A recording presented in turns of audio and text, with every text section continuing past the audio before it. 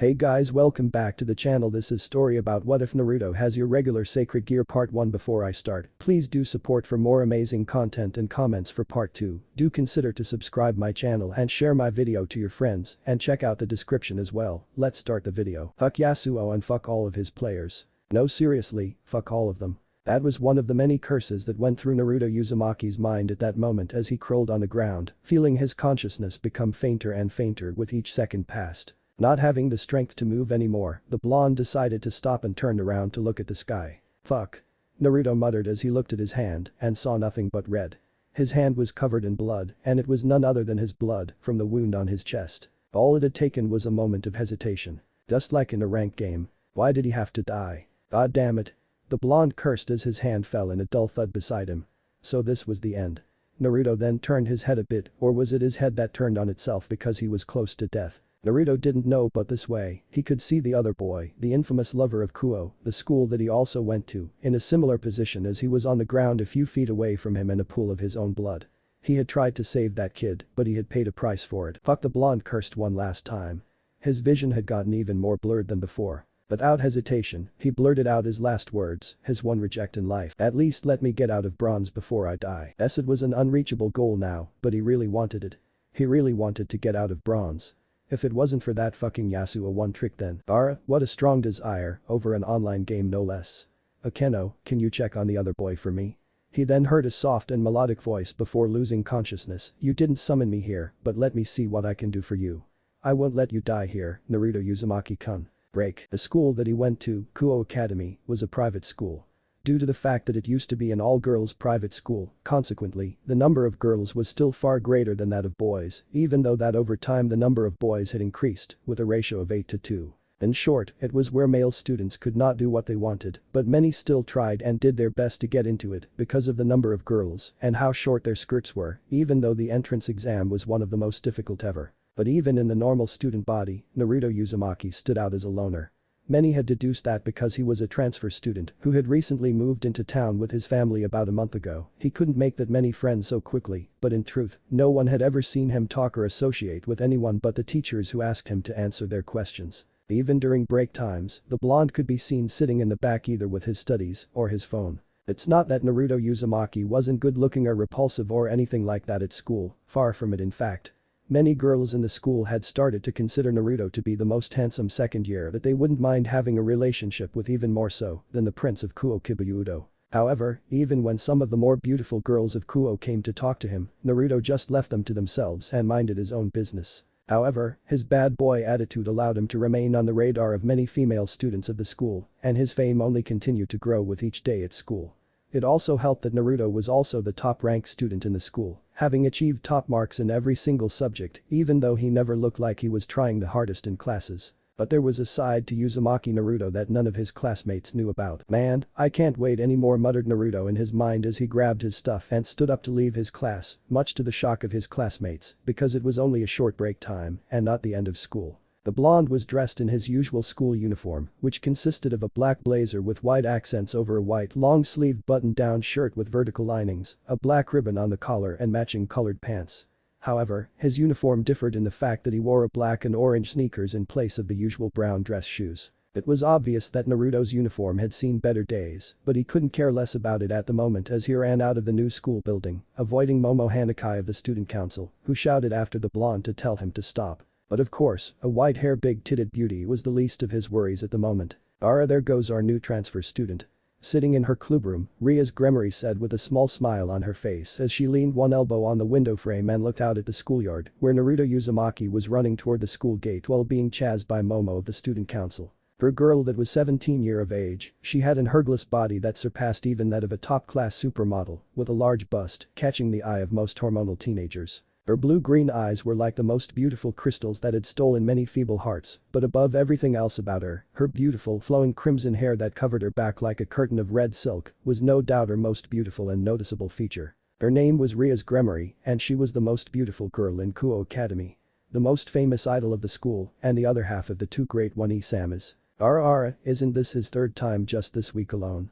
Her best friend and the vice president of the occult research club, a beautiful with an incredible voluptuous body and very long black hair with violet eyes, Akeno Himejima, said with an amused smile on her face as she leaned forward and looked out of the window to see Naruto vaulting over the school fence, using the wall next to it as a mount to launch himself over the obstacle. Ara.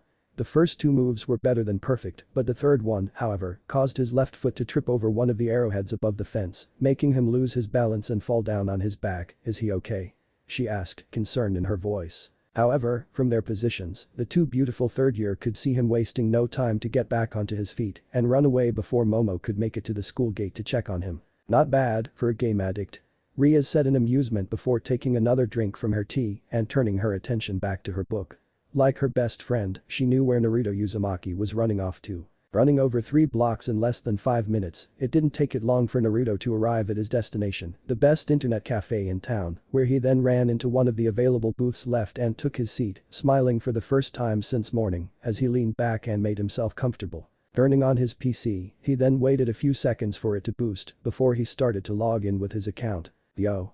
What's up Uzumaki? You're back again, one of the newly arrived customers asked when he walked into the cafe and saw a familiar mop of blonde hair, chuckling humorously to his friends who also recognized Naruto. So, how will it be today? 20 games losing streak before being demoted to iron. Not in the mood today Takeshi. Leave me alone. Said Naruto as he looked up from behind the screen, but Takeshi gave him the middle finger before walking away with the rest of his 4 friends. Ordering a bowl of ramen and a bottle of water, Naruto then did the thing that he had wanted to do since morning. Logging into his League of Legends account, the game that he's been playing since the moment it came out. While not as famous as it was in Korea or China, League of Legends was still one of the most famous MOBA games here in Japan. It was an online video game that was developed and published by Riot Games. In the game, there were 2 teams of 5, dubbed summoners, dwelling in and defending their own half of the map. Each of these summoners controlled a character, known as a champion, who had unique abilities and differing styles of play. The main goal of the league in its main mode, Summoner's Rift, was to defeat the enemies, attack their base and destroy their nexus, a large structure that spawned minions and was protected by 11 towers. Here goes Naruto grinned as he cracked his knuckles and turned his head from side to side before creating a rank lobby and queuing up. He did not have to wait long for his ramen and water to arrive, being served by a beautiful waitress who took a long second to try to start a conversation with the handsome blonde, but his attention was focused on the game. Exactly 1 minute 27 seconds later, he found his game, where he was assigned to the support role on the second slot. What the Naruto asked in disbelief, a tick mark on his forehead as he looked at the role he was assigned to, even though he had set his desired roles to mid and add not again, right.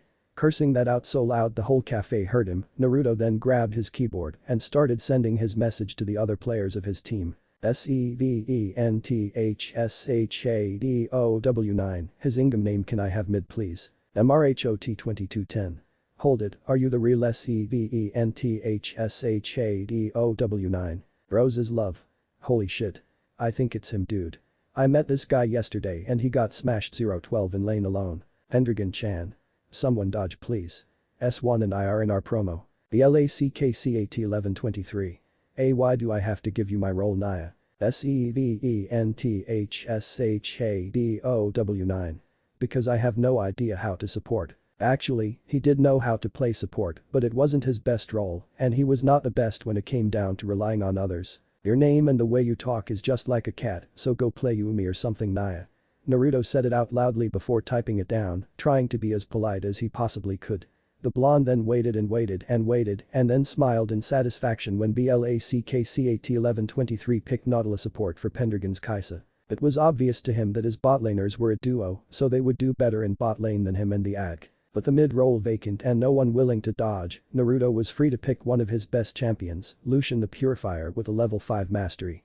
Looking at the enemy team, it was easy for him to tell that he would lane against the enemy mid laner's Akali, which was one of the better matchups for him, so he was confident that he could win. His team comp wasn't bad at all, so this should be an easy win. The LACKCAT 1123. Please don't int our game Mr. Shadow Naya. We're still new to this game. Hendrigan-chan. Yes, we are girls so please do your best. Like hell I'd believe that. I know you both have dicks.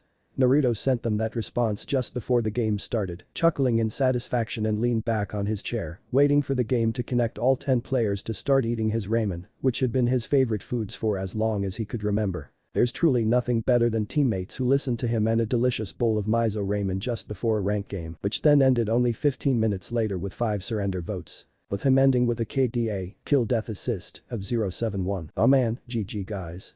Sorry, I tried my best. Sending that message in the chat, the blonde let out a heavy sigh and stumbled back into his chair as his team's nexus exploded. It was definitely not the best way to start off a day of LP grinding and rank climbing, at least, not the way he had imagined it to be. Honoring BLACKCAT1123 for giving him mid lane, Naruto wasted very little time to return to his lobby and started queuing up again for another game, without caring that his teammates all wanted to report him for inting, and his enemies casually thanked him for the free LP. After all, he had gotten used to it since he was the infamous SCVENTHSHADOW9 who had been stuck in bronze for the past 11 seasons of the game. It was so bad that every bronze player who had come and gone called him Bronze Eye Gatekeeper, for he was the one who guarded the road to silver in the worst way possible. Break. After another 7 hours at the internet cafe, ending with a score of 7 victories and 9 defeats, which actually wasn't all that bad and allowed him to get into promo for silver for the 3rd time that month, Naruto finally packed up his things and headed back home. The cafe was quite far from his home, so it took him an hour by bus to get back to his house. "I'm home," announced the blonde loudly as he took his shoes off and placed them on the rack. A beautiful woman in her mid-30s with red hair walked up to him from the kitchen, smiling at him. "Welcome home Naruto-kun. What took you so long today?" This woman was Uzumaki Kushina, the mother of Naruto and a housewife who took care of her family with love. Naruto grinned and answered with his usual excuse, knowing that unless Momo Hanakai herself tried to show up at his house like how she did a week ago, his parents would never doubt him with how well he had been doing at Kuo, which was a perfect cover for him to chase after his passion for LOL. "Sorry Ka-san, but I had a group study at school, there is an important test coming soon. Don't worry about him so much, honey," said a voice from the dining room as the mother and son walked in. "He's 17 already."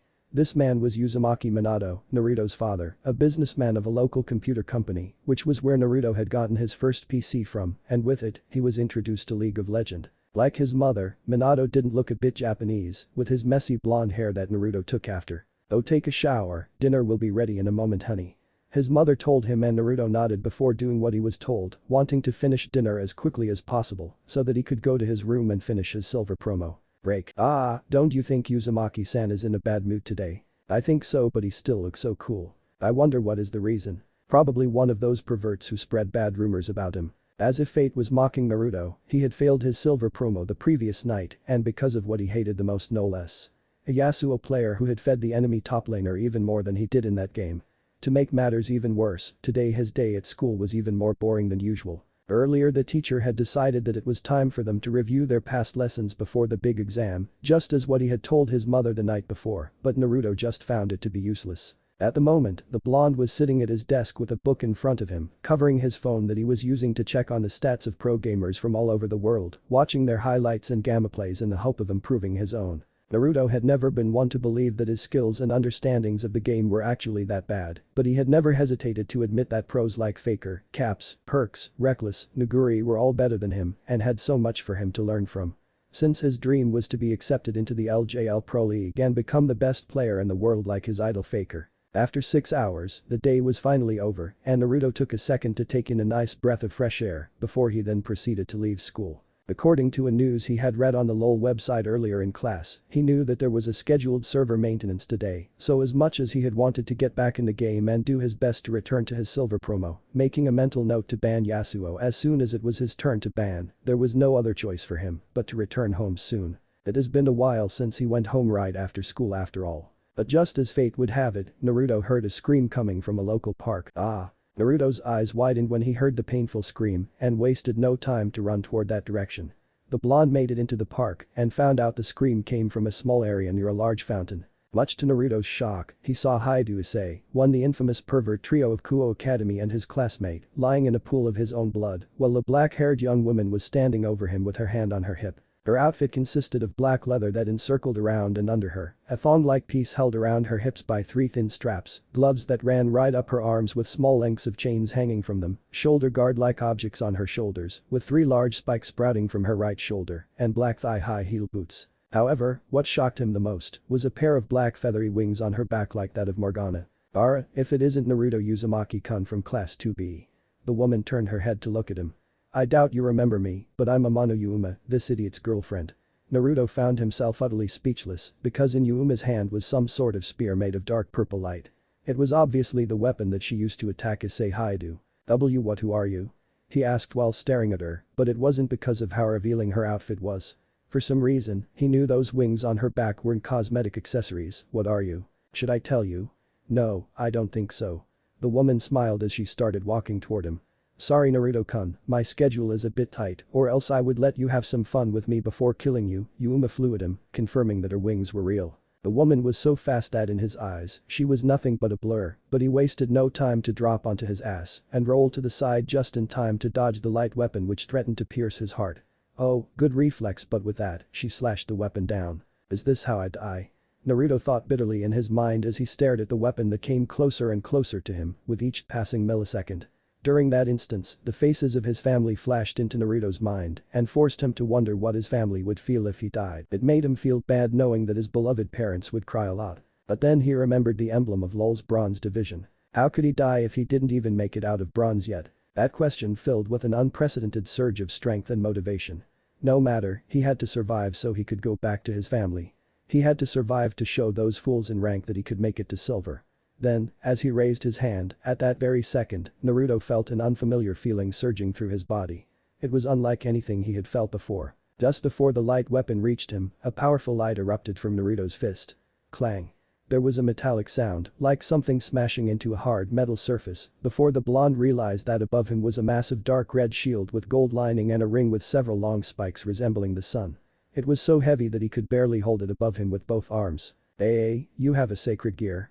Yuma asked in surprise, looking at the shield in his hand for a second before she realized that she couldn't recognize it. But what is? Before she could finish, the two sides of the shield snapped back into the main body, generating a golden shockwave that blasted through the area and knocked Yuma back, sending her tumbling on the ground. Naruto, who was gasping in shock, soon felt the need to crawl out from under the shield before he was crushed to death by the sheer weight of it, so he did that without wasting another second, leaving the shield on the ground as he rolled to the side and got up on his hands and knees to look at it. No fucking way, the blonde muttered as he looked at the shield on the ground, recognizing its design. It was the shield of daybreak. Leona's shield. But how did it happen? Did he summon that shield? From the game? Or from somewhere else? That hurt. Yuma growled in anger as she looked at the burn on her hand before flying at Naruto, who instantly ran over to the shield and tried to use it to defend himself again, knowing that he would have time to think of what just happened later, only if he was still alive. With every fiber of his being, Naruto tried to pick the shield up, and he did, but because it was so heavy, the blonde was only able to get it up so far to properly defend himself.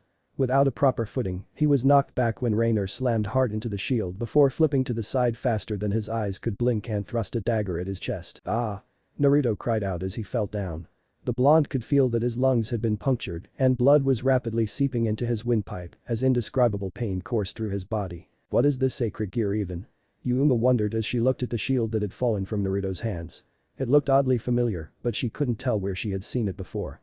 The shield continued to remain in her hand for several seconds before it started fading away before she could pick it up. What a waste of time.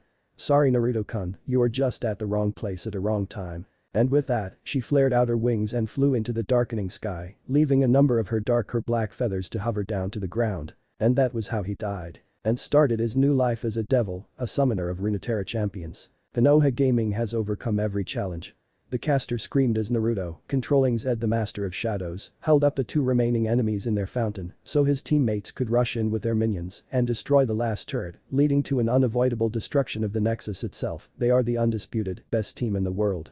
The KG's reign will continue. They win their fourth consecutive world championship. And as fireworks shot up into the sky, Naruto left his seat to celebrate with his teammates and coaches. He then held up the Summoner Cup above his head as a stadium of 150,000 spectators cheered for him. He had won it 4 times now, so its weight wasn't something unfamiliar to him anymore. Even the unkillable Demon King himself, his idol, Faker, came to shake his hand as he received his medal. He had become the best player in the world. But of course, it was all just a dream, since it was too good to be true. The dream he didn't want to wake up from, unlike the previous one where he died. As hard to believe as it was, he wanted a part of it to be real. Just how cool was the power to create and use the weapons and abilities of his most favorite champions from the game? He could hardly imagine what it would feel like to have Zed's master control over Shadow or be able to fire wave after wave of mystic shots with Ezreal's gauntlet. Golden sunlight poured into the room through the dark orange curtains as a crisp gentle morning breeze blew in from the spacious balcony, stirring the pleasant but unfamiliar aromatic presences of roses and lavender as he woke up to see the familiar white ceiling of his room. Out of instinct, Naruto lifted his hand to rub his chest and found that there was no wound. There was not even a scratch or scar, but he did feel a bit fuzzy and tired. "So it was a dream, man," muttered the teen as he tried to reach his hand up to rub his face, but found that for some reason he couldn't move his left arm at all, as if there was something holding onto it. Naruto turned his head to look and was utterly shocked to see some strands of beautiful crimson hair sticking out from under the blanket. There was a weight leaning onto his arm and it began to move along with a large part of the blanket. The blonde instantly sat up on the bed and was even more shocked when he saw that he was as naked as he was when he was born. His attention then turned to the hump under his blanket as it started to slowly sit up. Is it morning yet?" asked the girl as she rubbed her eyes next to him. Naruto felt his jaw drop as he sat motionlessly on his bed. What the hell? Naruto knew who she was, having seen her a couple of times before. Her name was Ria's Gremory and she was the most famous girl at his school for several good reasons that he was having the chance to witness for the first time. Ria's Gremory senpai." Ria smiled at the shocked look on Naruto's face as she sat up. "Ah yes, that's my name." The crimson-haired beauty then looked at herself for a second before turning her eyes back at him, who was doing his best to look away, smiling mischievously as she continued, "If you want to look, go ahead. I don't care. Even as you said that, senpai, is your chest feeling fine now?" Ria suddenly asked, concern in her voice as she looked down at his chest. "You were stabbed yesterday after all." "Wait, stabbed? So it wasn't a dream?" Naruto couldn't help but ask, to which Ria nodded her head in confirmation. "You look awfully excited for someone who has just found out he was on the verge of death not even 24 hours ago." Ria's commented when she saw the smile that made it to his face. "Nevertheless, I healed you.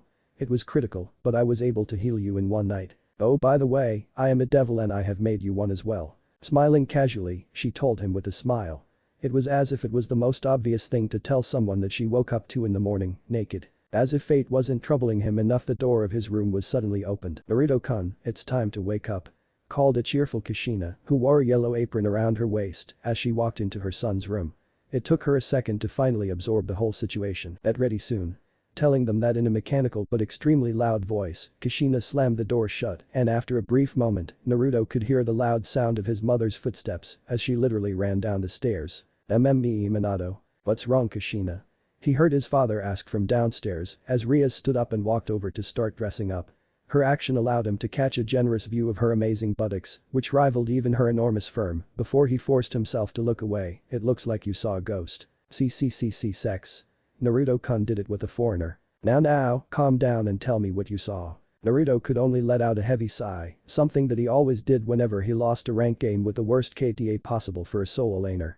What excuse was he going to make to explain something like this to his parents? But if that wasn't a dream, then that meant break. "So what did you mean when you said we're devils?" Naruto asked loudly as he and Rias headed towards the direction of their school. It was after breakfast with his family, which had been strange because when his mother asked if she was her son's girlfriend, Rias had told her that they were close friends and doing something like that naked with each other was really how teenagers interact these days. As shocking and hard to believe as it was, Minato and Kushina both actually didn't seem to think much of it. Even after that, the conversation between the two and the crimson-haired senior student had turned out to be nothing like he had thought it would, and they had actually gotten along quite well. Rias, who was walking ahead and heard his question, smiled with a wink as she turned her head back to tell him. "I meant it, Naruto. Your wound was fatal, and the only chance for me to save your life was to share my demonic power with you, but your body wouldn't accept it if you were still a human, so I had no choice but to reincarnate you into a devil like me." She then paused for a second before continuing to tell him with a small smile, "I know you won't believe me until I show you some decisive proofs, but not here and not now. We're in public." Naruto said nothing as he continued to follow Rias with his hands in his pocket. "Back in the house, you did something to my parents, didn't you?" "Yes, I did." Rias nodded her head in confirmation. "I used a spell on them, so they won't trouble you with the unnecessary detail of our healing session." "What about Isehaidu? Did he?" "Don't worry about him. He's alive." Rias answered before Naruto could make the conclusion. "I had my friend taken him to his house and heal him. His wound wasn't as bad as yours, so a normal healing technique should be more than enough to revive him. Oh, since you two are in the same class, don't feel surprised if he looks like he doesn't remember anything. His memories were altered. And the woman that almost killed us, who was she?" "She's called Amano Yuma, but her real name is Rainer." She's a fallen angel, Naruto. Rias answered when Issei was on the ground. He wished really bad to die in a girl's arms, with his face buried in her. Naruto almost stumbled and fell over, trusting the beast of Kuo to want something like that in his last moment. But then again, he wanted to get out of silver before he died, so he would not judge. He had one of my flyers in his pocket at the time, so his wish summoned me. Since you were on the verge of death, I decided to revive you. Thank you, I guess. Ah, don't be. Ria shook her head and moved a strand of her crimson hair behind her ear as she continued, I actually wanted to revive Issei Haidu-kun as a devil, not you, since we felt that he possessed a great power inside him. However, you were on deathbed, and I couldn't just turn a blind eye to someone who I had the power to save either. Her eyes then turned sad for a brief second, but Naruto was able to catch it. Hours and hours that he had wasted looking at messy LOL combats wasn't for nothing. I hope you are worth it, Naruto. No, I know that you are worth the choice that I made. You can't do it again. Reincarnate someone into a devil, I mean. The blonde couldn't help but ask when he saw that the smile had returned to her face. Not in the way that I did to you, Naruto. But I think that's enough for now, Rias suddenly said. Oh Kami. And out of nowhere, cried a random girl as the usual crowd of Rias Gremory gathered in front of the school. And Naruto-kun is walking together with Rias Onasama too. Naruto honestly didn't realize that the two of them had arrived at the school already, and to be honest, he actually didn't care all that much now. He might not look like it, but there had been bad rumors of him floating around the school as it was. Oh my, the two of them look so cute together. Yeah, Naruto-kun looks so much cooler walking next to Rias-senpai. Doesn't Rias-senpai look content? Must be because she has found a boyfriend in Naruto-kun. Hey, and then all the girls cooed in excitement. Naruto was quite positive that by lunchtime, everyone in the school would start saying that he started dating Rias Gremory. Do take care of yourself, Naruto-kun, and try not to skip class today. Rias told him with a sweet smile. I'll send someone over to retrieve you. We will meet after school. And with that, she turned on her heel and walked toward the old school building. Naruto, meanwhile, was mesmerized by the beautiful crimson curtain that was her hair, and so he stood there, looking at her for a second before he felt someone grabbed and pulled on his ear, making him cry out in pain. Even before he saw her, Naruto knew who it was. Ouch, ouch, Momo-chan, please let go of my ear. Naruto turned his head and saw a fuming Momo Hanakai of the student council as she looked up at him. This white-haired beauty with an amazing figure had been chasing him around Kuo Academy since the moment he snuck out of his classroom for the first time. The blonde had no idea how she did it, but she had always been there to scream at him that he wasn't allowed to skip class and chase after him whenever he made a run for it. School was boring to him, so the two of them had done the cat and mouse game almost on a weekly basis, so much that there weren't even rumors about the two of them anymore, since everyone had seen Naruto and Momo with each other so much that they didn't even bother to make rumors about them anymore. Nevertheless, they all found it amusing to watch whenever Momo was able to catch him. Come with me to see Sona Kaichu. Momo said as she pulled him toward the student council office with amazing strength for a girl her frame. Naruto, who knew that he had no chance to escape now, had no choice but to follow her, fearing for his ear if he decided to do otherwise. You're not gonna skip school today as well, Naruto-kun. Break. There. After sneaking out of school that day, Naruto Uzumaki found himself sitting at a local riverbank, the least crowded area of the town at this time of the day, working on a training dummy he had been making for the past 10 minutes, with several tree branches and thin wire. He was making the dummy look like it was holding onto a stick or from his point of view, a blowgun, and then stood up to walk closer to the river to stab the end stick down to the ground to make it stand. Returning to his backpack that he left where he had sat, the blonde then took out a Timo's hat, a green beanie with a pair of red goggles and two small animal ears sticking out on the top, and walked back to place it on the dummy head, smiling as he looked at the thing. It was far from the best, but no one could deny that it was an accurate real-life version of the game's infamous practice tool. Alright, let's start with something simple. Naruto said and then opened a notebook with a list that he had made while he was still in his classroom.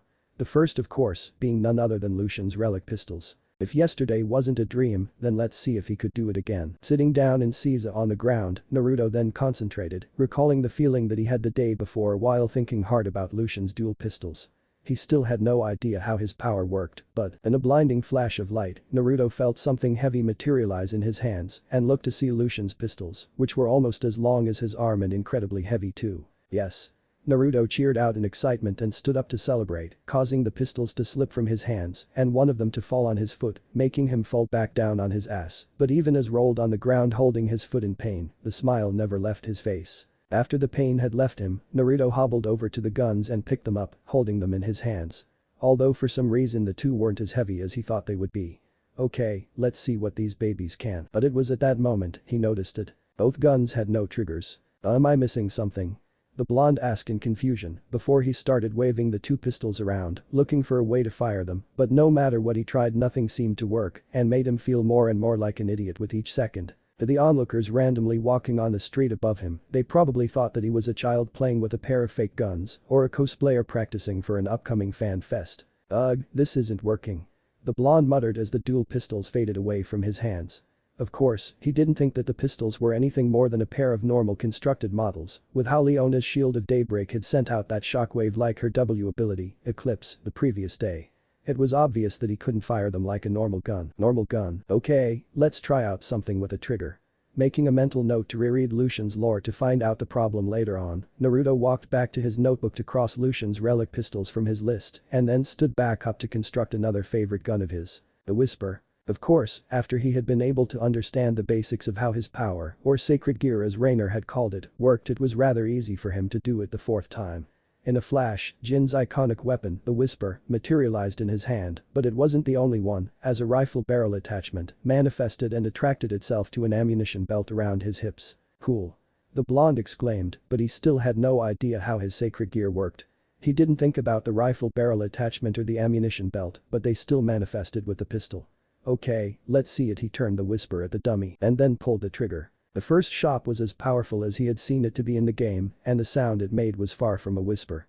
Almost as soon as the bullet left the barrel, Naruto felt the exhausted force knocked into his face, causing his front hair to sweep back. The recoil was so powerful that if he hadn't taken a firm stance, then he would have been knocked onto his back. The shot itself was also devastating, as the entire head of the Teemo training dummy was blown off, sending the head into the air before falling back down in a dull thud. Holy shit, the blonde muttered in amazement. However, he felt numb in the arm after that. If that was the first shot, then what of the fourth one? Jin's passive innate death in 4 acts made it so that he had to reload after every 4 shots of basic attacks, but the final round would critical strike and deal the target's missing health as bonus damage. While he doubted that it would work the same here in the real world with the whole bonus thing, there was a chance that the 4th shot would no doubt be the most powerful. Let's find out. Double checking to make sure that no one was around, Naruto then fired the next 2 shots into the river. It was as devastating and crazy as the first one, but almost as soon as the third bullet had left the gun, a faint aura started to radiate from the bullet chamber of the Whisper, and the gun itself was vibrating as if it was asking him to fire, showing that the Whisper indeed worked just like how it was in the game. Okay, let's not fire that now. Naruto muttered nervously as he sat down and reloaded, testing how fast he could do it. After a few tries, he was able to reduce the time down to 5 seconds, which was double the time Jin could in the game, but he had no complaints. Okay, but how does this work? He then removed the rifle barrel from his belt and tried to connect it with the pistol to create Jin's ultimate ability, Curtain Call, which let him snipe down enemies from afar. After a few minutes of examining and trying, Naruto was able to fuse the two with each other, creating a sniper rifle that, in all honesty, looked more like a cannon. After he was satisfied with Jin's pistol and decided that it was useful, the blonde let it fade away and went to his notebook to start doing some real tests. After 3.5 hours, he had come to several conclusions. Weapons with simple activation mechanisms, like Jin's pistol or Tristana's rocket cannon launcher the Boomer, were easy enough for him to use. The melee class, like Yasuo's sword, blessed his sword for thinking about summoning that, or Leona's Zenith blade, was also not that difficult. However, he didn't have an idea how to use their abilities. For example, abilities like Yasuo's Q, Steel Tempest. It was an ability that when he thrust the sword forward fast enough and hit something twice, a whirlwind would be generated from the sword, allowing him to send it out at his next attack and knock enemies in the air. His second ability, Wind Wall, however, wasn't created when he slashed his word on the ground horizontally like how the Unforgiven did it in the game. He also couldn't dash the same way Yasuo did with his third ability and blink to an airborne enemy to slash them multiple times, like how Yasuo did without running at them first. If the abilities were straightforward enough and came from the weapons themselves, then he could use it with no problem. Like Jace's Hextech Hammer, had buttons on the handles that allowed him to switch between cannon form and hammer form, as well as choose which abilities he wanted to use, so bless the Defender of Tomorrow for doing something like that. But otherwise, if the abilities themselves were something that the champions acquired in the lore, he had no idea how to use it. There was no button for him to press and activate them manually like how he did it in the game. Which took him to the problem with the mages, those who used actual magic. For example, he could actually construct Ari's orb, but all that he could do with it was bouncing it around. It did return to him if he threw it away like a boomerang after traveling a small distance, but aside from that, he had no idea how to use Ari's other abilities with it, since they didn't come from the ball, but Ari herself. Charms, foxfires and even her ultimate spirit rush itself was Ari's natural powers, something that even if he could use, he would have zero idea on how to use them. Which led him to the next question, could he summon the champions themselves, and would they behave just like how they were in the game if he could? He would love to be able to summon someone like Evelyn or Miss Fortune, but that was out of context. Also, as cool as it had been for him to run tests on his sacred gear, would there be anything useful for him to use them on or before he could test out his theory of the champions summoning, however, so this is where you have been all day. He then heard a voice and looked up to see Ria's Gremory standing above looking down at him with a nonchalant expression on her face as she had her arms crossed under her and a bat-like creature rested on her shoulder. Standing next to her, meanwhile, was someone that made his face pale. Ria-senpai Sona Kaichu. So he's your new servant, Maria's. Sona Shitori, the president of the student council, asked stoically as she looked at her crimson-haired friend. At least he's not at the internet cafe downtown. Break. And this, Naruto, is our base of operation. Ria's introduced as she led Naruto into her clubroom, located on the second floor of the old school building. It was the famous occult research club that consisted of the most famous and best-looking students at Kuo, a wood-paneled room with Victorian couches and chairs along the walls.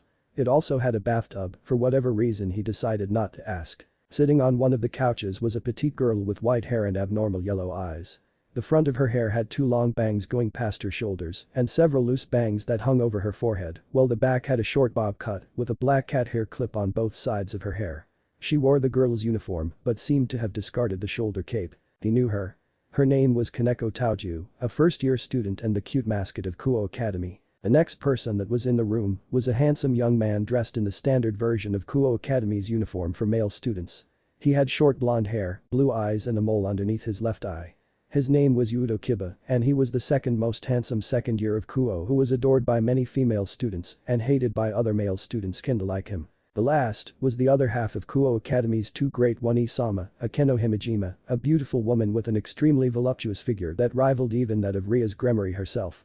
She had very long black hair and violet eyes. Her hair was tied in a long ponytail, reaching all the way down to her ankles, with two strands sticking out from the top, with an orange ribbon holding it at the back of her head. Like the other two girls, she wore the girl's uniform with black knee-length socks. I take it that you know everyone in this room? Ria's asked, turning over to look at him as she came to stand at her queen's side, while her servants took turns introducing themselves to Naruto, who then looked around for a second before nodding his head at them. So I'll be frank with you here, we are all devils. He doesn't look that surprised. Akeno commented with a soft smile. Ah well, cause that's not the craziest thing for me today. Naruto answered with a chuckle as he closed the door and walked into the room. So you believe me? I can't see how else that I am alive now, but he then raised his hand. I have one question. Go ahead. Can you turn me back to a human? He asked with a very straight face, making Ria's and her club look at him in surprise. I'm grateful that you decided to save my life, senpai, even though it was never your intention, but I'd rather not become anyone devil's servant and continue on normally with my life, thank you. How do I say it? I don't think it works that way, Naruto. Ria shook her head as she told him. She had expected him to ask her that since she turned him into a devil against his will. Once you have become a devil, there is no turning back for you. The devices that I used to turn you into a devil, it has become parts of you now. I'm sorry Naruto, but I can't turn you back. Ah, I see. You don't have to worry about it, Naruto-kun. Kibayudo said with a small smile, but you here is a devil who comes from a devil clan that is famous for their extraordinary affection for their servants, so into her, we are more like her family than anything else. Naruto then took a second to look around the clubroom and saw that even the usual emotionless Kaneko seemed to share the same feeling as Kiba. This is not a trick, right? The blonde asked before nodding his head. At least it would give him a reason to use his sacred gear. Okay then, I guess I will stick around, but don't think I will start calling you Mistress Rias or something like that. Ah, don't worry about it, Naruto. Ria said with a wave of her hand. The occult research club is our facade, but it is also a hobby of mine, and it works and functions like a normal club here in Kuo, so I'm fine with everyone addressing me as Butchu, president, around here. Great, what about Sona Shitori Kaichu? Is she a devil too? Yes, she and the members of the student council are devils. Her real name is Sona Citri, the heiress of the Citri clan. Rias nodded her head in confirmation. So that meant Momo Hanakai was also a devil. No wonder why that girl had such ridiculous strength and could chase after him for so long. Naruto had noticed that, from lifting Leona's shield of daybreak earlier, he had become a lot stronger and faster after becoming a devil, so it wasn't so bad. Rias then went to sit down on the couch next to Kaneko and took out a small document under the table before showing it to him. Naruto, who went over to sit down on the sofa on the other side of the table, looked at it and saw a picture of Amano or Rainer since you snuck out of school again today. Naruto smiled sheepishly at that. You probably don't know that she had left your class and erased memories of her from your classmates' minds. As I said, her real name was Rainer and she's a fallen angel. I take that you don't like fallen angel very much? Naruto asked. He felt kinda bad for that. It was just like how in the lore no one liked Morgana because she was branded a fallen angel. In game, well, her black shield was troublesome to deal with as it blocked all crowd control effects. Because Rainer was a fallen angel, no doubt that there was also angel out there. Yes, the truth is that we, the devils, have been in a state of war against the fallen angels since ancient times. Devils form pacts with humans, receiving their sacrifices which increases our wealth and powers, while the fallen angels, on the other hand, control humans to eliminate demons. In addition, there are the angels, who come here by divine order to try to eliminate the two races. With that, we have the three biblical factions. This has been going on since antiquity. Ah, so it's like Kale and Morgana with an added faction. Naruto nodded his head in understanding. If he put it that way then it was much easier for him to understand. However, the look on Ria's face showed him that she had no idea what he was talking about. In League of Legend, Kale is an angel while Morgana is a fallen. The two are sisters and their relationship is like a real-life angel and fallen angel. That instance, Naruto swung his head to look at Kaneko so fast that he almost dislocated his own neck after he heard her explaining that to Rias in her emotionless tone. Kaneko-chan, I didn't know that you also play League. Naruto asked with eyes sparkling in excitement. What rank are you? I'm Diamond 2 Seedom Senpai, Bronze Senpai. His face fell and his shoulders slumped instantly after that.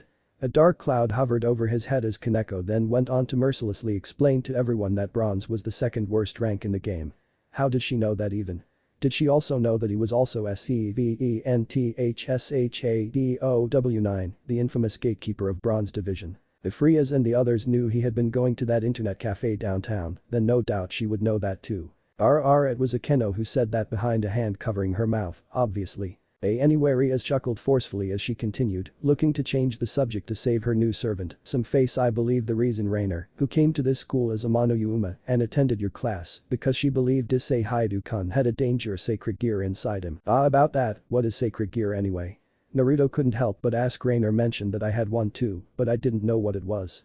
Rias widened her eyes in surprise before turning her head to look at her servants for a moment before turning back to explain it to him. Well, sacred gear, also known as God's artifacts, are items with powerful abilities bestowed upon humans by God of the Bible.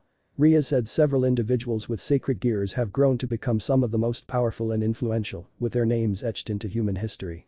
Some like Einstein, Abraham Lincoln or Oda Nobunaga were all sacred gear possessors. Most sacred gears have characteristics that are only useful in human society, but there are also exceptional powerful sacred gears that are a threat to us, devils and fallen angels, like the one Issei has, so Rainer killed him because she perceived it as a threat. She then paused for a second before asking, how did Rainer know you have a sacred gear, Naruto? Akeno and I couldn't tell if you had one. Did you somehow awaken and summon it? Even now, it was hard for her to tell if Naruto really had a sacred gear. I did. Naruto nodded his head. Suddenly feeling excited again. Can you show it to us? Rias asked curiously. In a place with so much demonic power like this room, it's easy for it to manifest itself. Sure. Which one should it be? Naruto muttered, more to himself than to Rias before an idea came to him. Smirking evilly, Naruto stood up and raised one arm in the air. In a flash, a blowgun manifested itself in his hand. This is my sacred gear. He declared and raised the blowgun to his mouth before blowing out a small dart which hit the door and created a small cloud of dark poison smoke which lasted for a second before fading. Rias had an urge to face palm. A blowgun. That was his sacred gear. Aside from the fact that she had never seen or even heard of it before, how could a blowgun be considered a sacred gear? Around the clubroom, most of her servants seemed to be having the same thought as she was. Kaneko, on the other hand, seemed to be the only one having a different idea. She had been sweets from a dish since the moment he entered the room, but didn't do it anymore when she saw the blowgun and recognized its design. Recognize it, Kaneko-chan? Naruto asked and tossed the blowgun over to Kaneko, who caught it in one hand before nodding her head. A diamond like her shouldn't have that much of a problem recognizing one of the most iconic weapons of the game. It's Teemo's blowgun. I can create his mushrooms too. Naruto cheered and created Teemo's ultimate ability, the most annoying trap of the game, Noxious Trap, in his hands before he started to juggle it as carefully as he possibly could while not looking. Want to see what happened if I drop one of them? He asked, making the white-haired girl widen his eyes in shock. It was his first time seeing that look on her face. It was then that Naruto tossed the mushrooms into the air, made them disappear along with a blowgun in Kaneko's hand, and then created Kale's Starfire Spellblade in one hand before stabbing it down to the table between them, shocking everyone in the room with the intense power radiating from it. With a confident smile on his face, he asked, "So, 1v1 me, Kaneko-chan?" It felt like he was in an incredible situation. "You're so bad, Seedom-senpai." Those words from Kaneko hit him harder than a smash to the face. Better luck next time, Naruto-kun." The Nadeshiko of Kuo Academy said as she put a comforting hand on the new member of the Occult Research Club's shoulder, but even so didn't make him feel any better as he had his face down and his forehead rested on the table. Behind her, Kibayudo was having a similar reaction to Naruto's 9th consecutive defeat to Kaneko, standing with Rias who had an amused look on her face, while the whole club itself was the current center of attention of the whole internet cafe, which consisted of mostly male customers. Rias herself would never believe that there would be a day for her to step foot into an internet cafe. Sure, she had been to a bunch of cafe before, but not one that also served as a base of operation for hardcore gamers like Naruto Uzumaki. She had her reasons to have never done so, and one of them was obviously because she found online video games and the related stuffs unbeneficed with the amount of time she would need to waste to grind her skills to certain levels, whereas she could use those times to do something more useful. If she wished to relieve stress and hone her skills, chess was her go-to. But it seemed that everything would have to change today. In order to understand the power that Naruto held in his hands, she had decided to take her peerage out for a club activity at the internet cafe he usually went to. At the moment, he was having 1v1 matches against Kaneko, who had been utterly smashing him around with zero mercy. Rias and the other two had decided to watch for the time being to understand what the game was about, finding themselves intrigued as they had never played it before in their life.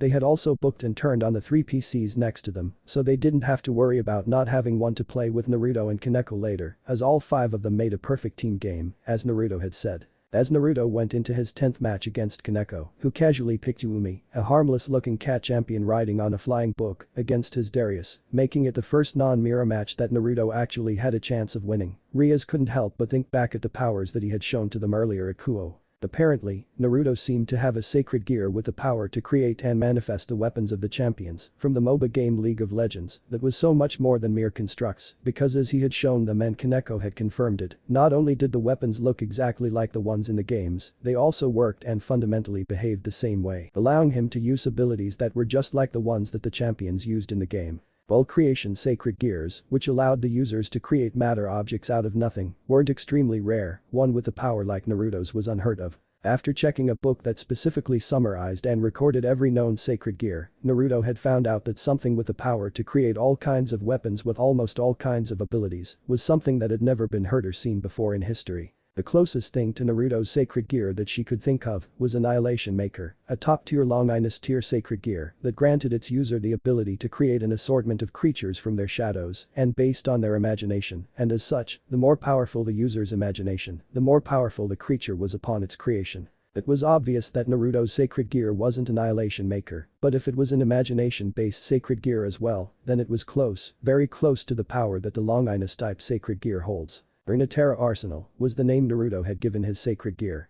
In lore, Runeterra was the world of League of Legend, where extraordinary individuals were chosen as champions to fight in an arena that was called the Fields of Justice. Currently, there were a total 154 champions in the game, and while Naruto had told her that he still had no idea how to use magic-based weapons and trained abilities, just the fact that he could create 154 different weapons with different abilities to deal with different combat situations showed just how powerful he could be. Which led to a question that had made Rias and her other servants shiver when he mentioned it. Could he summon the champions of the game themselves? If his power was truly that of a sacred gear, then such a thing would not be impossible. The blonde had only recently awakened it, so the sacred gear was without a doubt still in the earliest state of development. Given time, he might even be capable of doing something like that, but to what extent, Rias didn't know. However, like her other servants, the crimson-haired princess would love to find out. Ah! What the hell is that healing? Naruto cried out in shock, breaking Rias out of her musing. Focusing her attention back on his screen, Rias saw that Naruto's champion was in critical health. It was the same for Kaneko's cute little cat after Naruto all-out assault with all of his abilities and summoner spells. However, a single heal from Yuumi's ability, Zumi's, was enough to bring her back to full health, much to the blonde's shock and dismay. "You're dead, Seedom-senpai." Kaneko told him nonchalantly and then attacked him with a single basic attack before casting the Ignite spell on Naruto's champion, finishing him in the process. Ara, the white-haired girl, finished with a sigh and a rare, amused smile as she turned her head to look at the defeated Naruto, who had a dejected look on his face as he slumped down the table. Bronze Gatekeeper, that was Naruto's nickname in the league community. Apparently, her new servant was so bad that he had played for 11 seasons and had never actually gotten out of bronze before. How could someone get stuck in the same level of gaming skills for 11 years was beyond her. It was also worth mentioning that Iron Division had only been added a couple of seasons ago, which meant that Naruto used to be the best of the worst league players, being a hard-stuck bronze eye, something that Kaneko had called him earlier before their first 1v1 match. I think that's enough 1v1ing for now, Naruto, Kaneko. Rias finally said, and then walked over to the seat on Naruto's left as Akeno and Kiba took theirs next to hers. It's time for you two to show us how to play the game. As Naruto's head immediately perked up at that. Click on the game client and create your accounts first. Naruto pointed his hand on Ria's screen, making her nod her head and do what she was told. After a few minutes, she logged into the game as Crimson Heiress. Akeno and Kiba soon followed her as well, with their names being Thunder Priestess and Demonk and IGHT1234, respectively. You won't be able to play rank to your level 30, so let's stick to normal blind picks for now. Kaneko, whose account's rank and elo were both too high, increasing the chance of being matched against skilled players, decided to create another account with the name SHIRONEK0 for herself. After spending the next few minutes waiting for Rias and the others to finish the tutorial, the group set up a normal game lobby and joined in together. I will go mid. Naruto declared, excitedly. Jungle. Kaneko said nonchalantly with a hand raised. I will play top then. Kiba laughed softly into his hand as he went through a number of available champions that he could play and their abilities. Since his account was new, there was only so much he could choose from. But you and Akeno-san, you two can play bot lane as ADC and support. Naruto pointed his hand at them, making the two lean forward and look at him in confusion. ADC is attack damage carry, the one with the highest potential damage output in the game. Support is all about making sure things run smoothly for the team. You help facilitate vision control and protect your ADC in bot lane. He explained, proud of his own knowledge of the game. Before he felt a cold chill run down his back and slowly turned around while laughing awkwardly to see Kaneko Taoju staring at him with half-lidded eyes and a spoon in her mouth. Ah, I think I get it. Akeno, you will be my support. Rias nodded her head with a confident smile. Ara, let's do our best together, but you. The Nadeshiko laughed softly into her hand. Right, if everyone is ready then let's do this. Try not to die too many times, Seedom-senpai. Can you stop calling me that, Kaneko-chan? Break, man. That was fun. Naruto said as he walked out of the internet cafe with Rias, bidding goodbye to Akeno, Kaneko and Kiba as they headed home in the opposite direction. It had been a while that Naruto could actually play League with friends and without needing to worry about his LP, and thus, he had played a lot better than normal. Sure, he still fed and died a lot in lane, but there's truly nothing better than playing the game he loved with friends. The 5 of them had played a total of 6 games that evening, and even though 3 of them had been new players, with Kaneko's skills she had carried the team to victory every time. Kiba had some trouble in the first game, but at the end of the day he was incredible, being capable of dodging skill shots as if he was actually scripting. Akeno, on the other hand, was still working on her map and vision control for the team because of her support role, but she had been able to play tank support pretty well for a beginner. But his master had been the most surprising of all, but not unexpected, because halfway through the first game after she had understood League's fundamental gamma plays and its objectives, Rias had started proving herself to be an excellent tactician by reading the enemy team like an open book and coming up with strategies to counter their movements across the map. Apparently, the Devil had a game called the Rating Game, a strategic competition between 2 devils with their peerages that was based on the board game chess and shared many similarities with League. He would love to see the game one day and wondered if they could make a League of Legend, Summoner's Rift variation of the game. I must admit, the game is more entertaining and challenging than I have expected it to be. Ria said with a small smile as she followed Naruto to the direction of their home. I can see why you like it so much. It has amazing lore too, if you are interested. Naruto pointed out with a grin, the cinematic videos of the game are absolutely amazing, though they always make the community wonder why Riot Games are really a game company, with the way they balance their game. What do you mean? You see how Kaneko-chan jumped into that enemy Jinx with her Rengar, right? Naruto asked with a chuckle, remembering their second game and how Kaneko basically one-shot her. Yeah, it has been like that for the ATCs for a while now. There are tons of bugs too, hopefully I won't encounter them when I use my weapons. Naruto joked, making Rias giggle softly into her hand. No, seriously, he would hate to see one of those annoying game bugs in real life. Do you have plans for tomorrow, Naruto? Before the blonde could get the wrong idea, Riaz reached for her bag and took out a stack of flyers, all of which had a red magic circle, similar to the one that he had seen in the Occult Research Club clubroom. "These are the flyers I have wanted to give you. They will help you establish contracts with your human clients." "Do I really have to?" Naruto asked, sounding nervous. He had accepted that he was a devil now, but there are things that he's still feeling a bit uncomfortable about. "I don't want to kill anyone." It took Riaz a moment to realize what it meant, and it took a lot from her to hold back laughter. "No, Naruto, we don't take our clients' souls in exchange for our services, at least not anymore." Riaz explained to him while waving her hand in front of her face. "We accept compensations now and get paid in any way that our clients see fit. However, for young devils like you, it's the point that is important. While making contracts is the slowest method, once you have garnered enough points you will be allowed to raise your ranking. One day you can even become a high-class devil and have your own peerage like me." "Ah, I see." Naruto nodded his head with a smile. "That didn't sound bad at all." "That doesn't sound so bad. I know that tomorrow is Saturday and we don't have school, but try not to stay up too late playing League tonight and use some time tomorrow morning to hand these flyers out."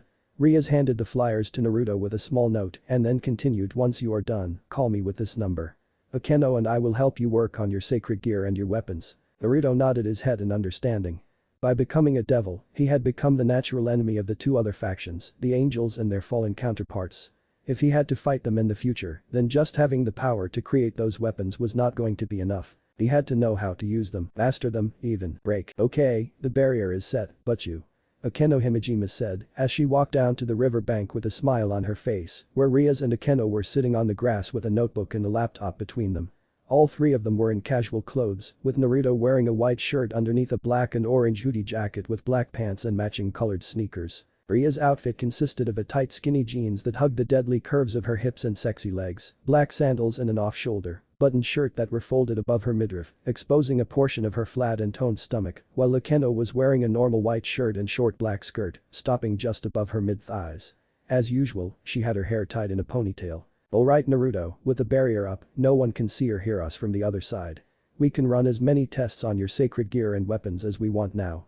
Riaz explained as Akeno summoned a number of special magic-enhanced training dummies, those that wouldn't break so easily after 1 or 2 hits. "So Naruto, you told me that the reason you were killed by the fallen angel Rainer was because you couldn't decide what to use when you awakened your sacred gear for the first time." "Yes, but you."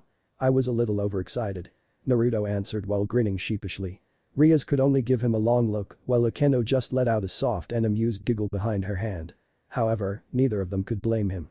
There were just so many for Naruto to choose from, and his passion for the game was truly something else. "So to avoid wasting time choosing and getting yourself killed again, I think you need to decide which one should be your main weapon first, your go-to in every situation." Riaz then turned to the notebook on the ground and read his notes from yesterday. Naruto had also told her all the problems with the weapons that had complicated activation mechanisms, as well as trained and magic-related abilities. "Do you have anything in mind, Naruto? Perhaps it can be something that is easy for you to use and utilize its full potential." Seeing the thoughtful look on Naruto's face as he crossed his arms on his chest, Akeno gave a suggestion. "Ah, I think I have one right here." But that said, Naruto stood up and raised his hand to summon the weapon that he had in mind. Riaz and Akeno covered their eyes as the light emitting from his hand engulfed his entire body. After a second, after the light had disappeared, the two One-Sama of Cool lowered their hands to see Naruto standing with a black and white gun with an extended stock in his hand and something that looked like a rifle barrel, attracting to an ammo belt that he wore around his hips. "This is the Whisper," Naruto explained Jin's gun. "Okay." Riaz immediately turned to her laptop, which had League's client opened, and searched for Jin in her champion collection. "Amazing." The crimson-haired heiress muttered as she read the descriptions of his abilities with Akeno, who kneeled down next to her. "So the gun has 4 shots. "Yes, and after that I have to reload." Naruto nodded his head in confirmation. "However, the 4th one is the strongest." "I have not tried it," but he then looked at the training dummies and smirked. "Okay, shoot them Naruto. Let's see your accuracy." Riaz said and pointed her hand at the training dummies Akeno had set up for him, and Naruto nodded his head before taking a stance. Aiming carefully, the blonde pulled the trigger and fired the first shot, making Riaz and Akeno raise their hands to cover their ears, hitting the target square in the chest. "Okay, that's clearly not a whisper," the Nadeshiko commented. "Nice shot by the way, Naruto-kun. I was aiming for the head." "Okay then," Riaz said while sweat dropping. "In the lore, Jin is a meticulous criminal psychopath who believes murder is art," Naruto said before he fired the second shot, hitting the dummy in the chest again. While they were not gun experts, well the gun looked more like a pistol. Riaz and Akeno could both tell that it still had the power of an extremely powerful high-caliber rifle, just by looking at the damage it was leaving on the magically enhanced training dummy, which could withstand even a blast of middle-tier offensive magic. The blonde then fired the third shot, and the gun started unleashing a reddish aura with energy swirling around the bullet chamber. Let's see it. And with that, Naruto fired the fourth shot, widening his eyes as his arm flung back and almost made him fall over. The shot left his gun with an awe-striking bang and reached its target in a split second, ripping the dummy apart with an explosion and continuing to travel onward before hitting the bridge several feet away from them, going all the way through before disappearing. Wow, Naruto whistled while looking at the gun in his hand as Riaz and Akeno looked at the damage that the fourth shot had done in amazement. Okay, so this pistol is actually the lower half of a sniper rifle. Naruto explained as he removed the barrel from his belt and connected it with a whisper. These two can be connected like this to increase the range and the power of each shot. It's Jin's ultimate ability. Riaz nodded and then clicked on the Virtuous's final ability to see how it worked. Indeed, the range and power were increased dramatically. By the way, there's no cooldown and I can also turn around however I want while aiming this. Naruto grinned and he spun around with the sniper rifle, making Akeno dodge her head before sending him a cute pout. It would be ridiculous if he was stuck in a direction like how Jin was in the game while using the rifle and had to wait like 1.5 minutes to be able to use it again. So long as there were bullets in the gun, he could use it however he wanted. Also, each time I reload, I have to put a full clip of 4 bullets into the gun or else it can't be fired. Don't ask me why Jin made his gun that way.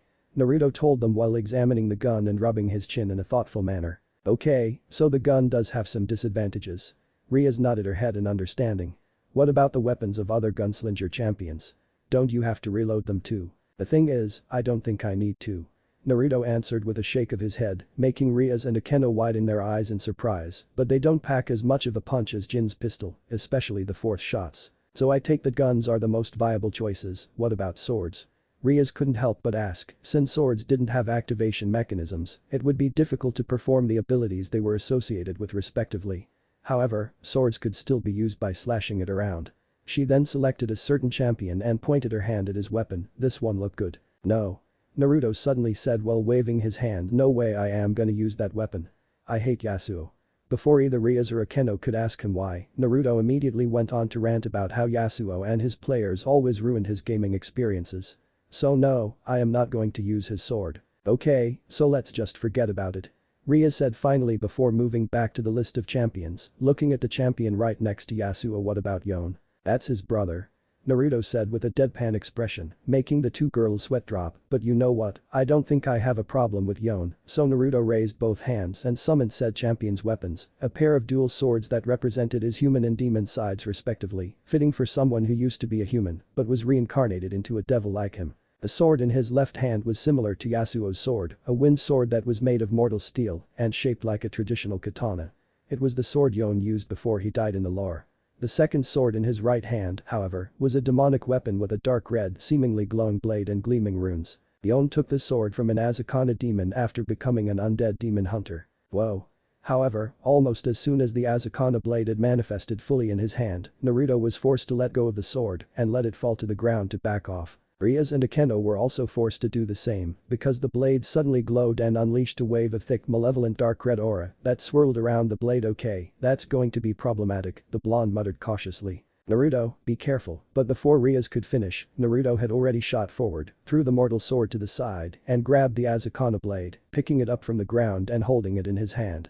The sword shone and unleashed even more demonic energy in waves, causing the two devils to step back even farther from him. Naruto held the blade firmly in both hands, closing one eye as he felt it struggle as if it was a living, breathing creature. And then suddenly, after 15 seconds of struggling, the aura disappeared, leaving the sword motionless in his hand. The runes near the handle, however, were glowing brightly. Not to self, never summon those darkened weapons. I think I got it. Naruto said as he turned to look at Riaz and Akeno, who were both looking at him with their eyes as wide as dinner plates. Is there something on my face? He then reached his hand up and touched his cheek, finding a hard edge there before widening his own eye when he realized that there was a mask on his face.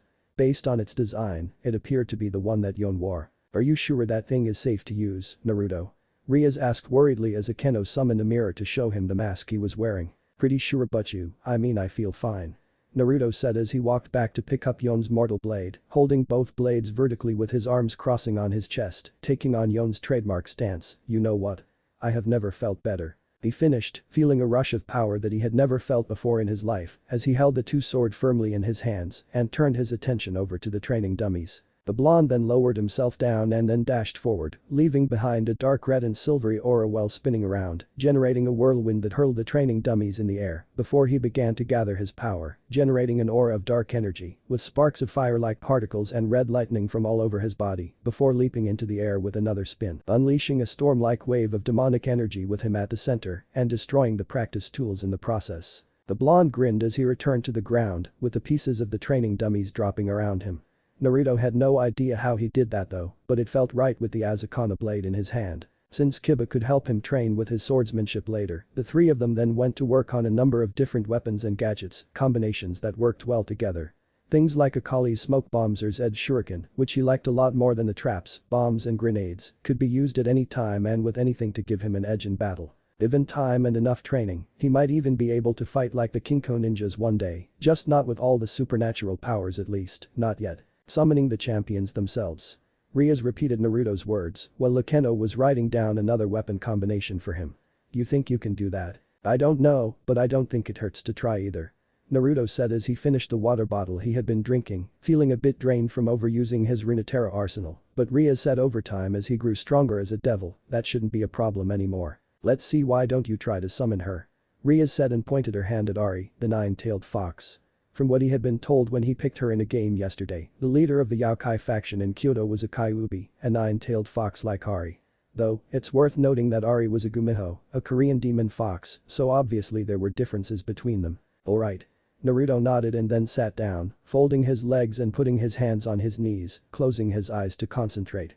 Usually, he would picture the images of the weapons he wanted to summon in his mind, but this time it was the image of Ari in her splash art, holding her orb of deception in her hands. He's doing it. He really can do it.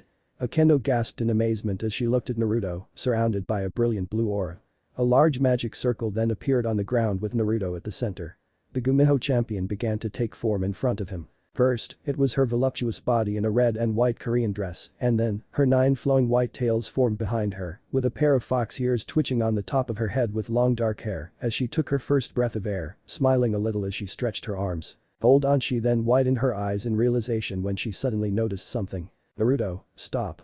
Rias, who had noticed the absurd drop in Naruto's demonic energy reserve too, put a hand on his shoulder to stop him before he could continue. Naruto opened his eyes suddenly and looked at his crimson-haired master before realizing that he was sweating profusely. But what? Before he could finish that question, Naruto suddenly found himself losing all his strength and passing out. Break. When Naruto awoke from his slumber, it had been with a groan. Opening his eyes, the blonde saw that he was back in his bedroom. The warmth under the blanket was perfect and his bare skin felt great against the silk sheets on the bed. Even better was the soft and warm pillow he had wrapped around his arms. The pillow was warm, smooth and incredibly soft, with a very familiar sweet scent of mixed roses and lavender. Turning his head, Naruto wasn't surprised to see the pillow he was hugging was actually the body of Rias Gremory anymore. The girl had her head tucked into the crook of his neck and her arms tightly wrapped around his waist. Her vibrant crimson hair was spread along the bed the two of them were sharing, and she had her chest pressed right up against Naruto's own. Unlike his first time waking up with her, Rias was still fully dressed, but he had no complaint. "Ah, good evening, Naruto," said the girl with a soft smile on her face as she looked up at him. "Did you have a good rest?" "I did," Naruto said, feeling a lot better than before. "Why are you in bed with me again?" "I'm sharing my demonic power to you to accelerate your recovery, Naruto. You almost emptied your own reserve when you summoned Ari. You would have died if you had used up all of your demonic power," Rias told him, making his eyes wide in his surprise and then excitement. So he was right, he could indeed summon the champions too with Runeterra arsenal. "She disappeared when you passed out, but Akeno and I felt that she had the same amount of energy that you lost trying to summon her. I see, so I am not ready to summon champions yet," Naruto concluded as Rias sat up. "If you need a specific amount to summon a specific champion, then yes, you are not ready for Ari. She's after all, a 9-tailed fox." But Rias doubted it would be a problem for too long because Naruto's energy reserve was ridiculously exceptional, almost equaling that of a high-class devil despite being a newborn devil, and that's without promotion. "So who do you think I can summon now, Yumi?" Naruto asked, chuckling a little at his own joke. "I think so." Naruto smiled as she casted a spell with a red magic circle in the palm of her hand and used it to check on his condition. "I think you're okay now. How long was I out, by the way?" "A little over 4 hours." Normally it would take longer to fully replenish your reserve, but I shared my demonic power with you. Riaz reminded him as she took out her phone and checked her phone. If you're feeling better then get dressed, we have a stray devil hunting order from the Archduke. A few minutes later, Naruto found himself walking alongside Akeno, Kaneko and Kiba as Riaz led them into an abandoned mansion. It was here that a stray devil was hiding. The walls were cracked and stained. Moss and vines covered much of the structure. The windows were broken yet the inside was too dark for even their vision to pick out anything. From his understanding, stray devils were servants of high-class devils much like himself, except they had betrayed their masters and went rogue, similar to stray dogs, and because stray dogs caused major problem, they needed to be put down. When they are found by their master or by some other devil with the order to kill them, they had to be instantly eliminated. This was the law of demons. We've recently received reports that there's a demon who has been attracting humans here to feed on their flesh. Normally, no one would bother with rumors since there are humans that go missing all the time, but these rumors all led to this house. That is usually a sign that a stray devil has taken up residency here. Ugh, so there are devils who eat human meat too? Naruto asked, feeling fortunate that he hadn't had dinner beforehand. There are, Riaz admitted solemnly.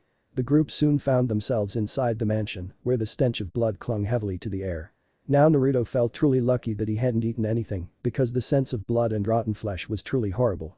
But this should be a good chance for you to see your skill in a fight. She paused for a second, then added, I will also take some time to explain how the servant system works. Whether you want to join us is up to you. Roger that. Naruto said. You know what chess is, correct? I'm not that addicted to League. Everyone just looked at him, making him add with a forced smile serious. Well, in a manner of speaking, the device I have used to turn you into a devil is very similar to chess pieces, called evil pieces. Like chess, there are the king, the queen, knights, rooks, bishops and pawns. Each piece has its own unique traits, leading to the creation of the rating game. I see, so which piece am I? He couldn't help but ask, but before the crimson-haired devil could answer, they heard a voice. What a delicious scent. Everyone immediately turned their attention towards the darkness of the room they were entering. Stray devil visor, we are here to eliminate you. Riaz shouted into the darkness beyond. Naruto widened his eyes when his ears picked up a dull thud some feet away. Something was coming towards them. What a nice scent. It smells so delectable that I just want to eat you up. Perhaps when I do, I'll get the chance to see if your blood is as red as your hair. Naruto's eyes widened when he saw who it was, a female with messy hair, red eyes and no shirt to cover her naked torso. She would have been a moderately attractive woman if it weren't for the fact that her lower half was anything but human, looking like a mix between a lion and some kind of arachnid, with a tail sticking out of her hind quarters that were covered in fur. Wow, you are even uglier than Urgid. Naruto commented in disgust. What an unsightly appearance. Riaz crossed her arms under her chest. It suits you well. And you are one pretentious little girl. Visor snarled, and Naruto could see that her human hands were holding onto two bloody javelins. I'm going to enjoy staining your corpse with fresh blood as dark as your crimson hair. HMPH, Riaz smirked and took up a gesture of haughty poise. Such delicacy from a small dog. Naruto, see how well you fare against her. Okay. Naruto grabbed Jin's gun, attracted the sniper rifle to it and took aim. But seriously, with a target this big, there's no need for him to aim. He just wanted to see just how powerful the full gun was, that's all. Ha, a gun. I'm not impressed, but before she could finish, Naruto had fired the first shot, knocking her down to the ground with a gaping hole on her stomach. Gahhhh. The stray devil cried out in pain, but Naruto didn't let her and continued with the next two shots on her chest and shoulder. Angered, the stray devil charged at them, but Kiba had already darted forward, holding out on either side, as his body became nothing more than a blurry streak. Twin swords appeared within his grasp as he reached Visor, slashing and slicing off one of her arms in a spray of blood and flesh. As the rogue devil roared in agony, Riaz spoke. Udo is a knight, and he focuses on incredible speed. So that's why Kiba could move the mouse so fast to dodge every skill shots like he was scripting in League. The handsome Prince of Kuo was used to high-speed battle. Insect. Visor roared as she lifted a foot to squash Kiba flat. The young swordsman did not move an inch as the foot began descending, for at that moment, Kaneko jumped in, her hand stretched up and held the woman's gigantic foot above her head without breaking a sweat, much to Naruto's surprise. Kaneko is a rook.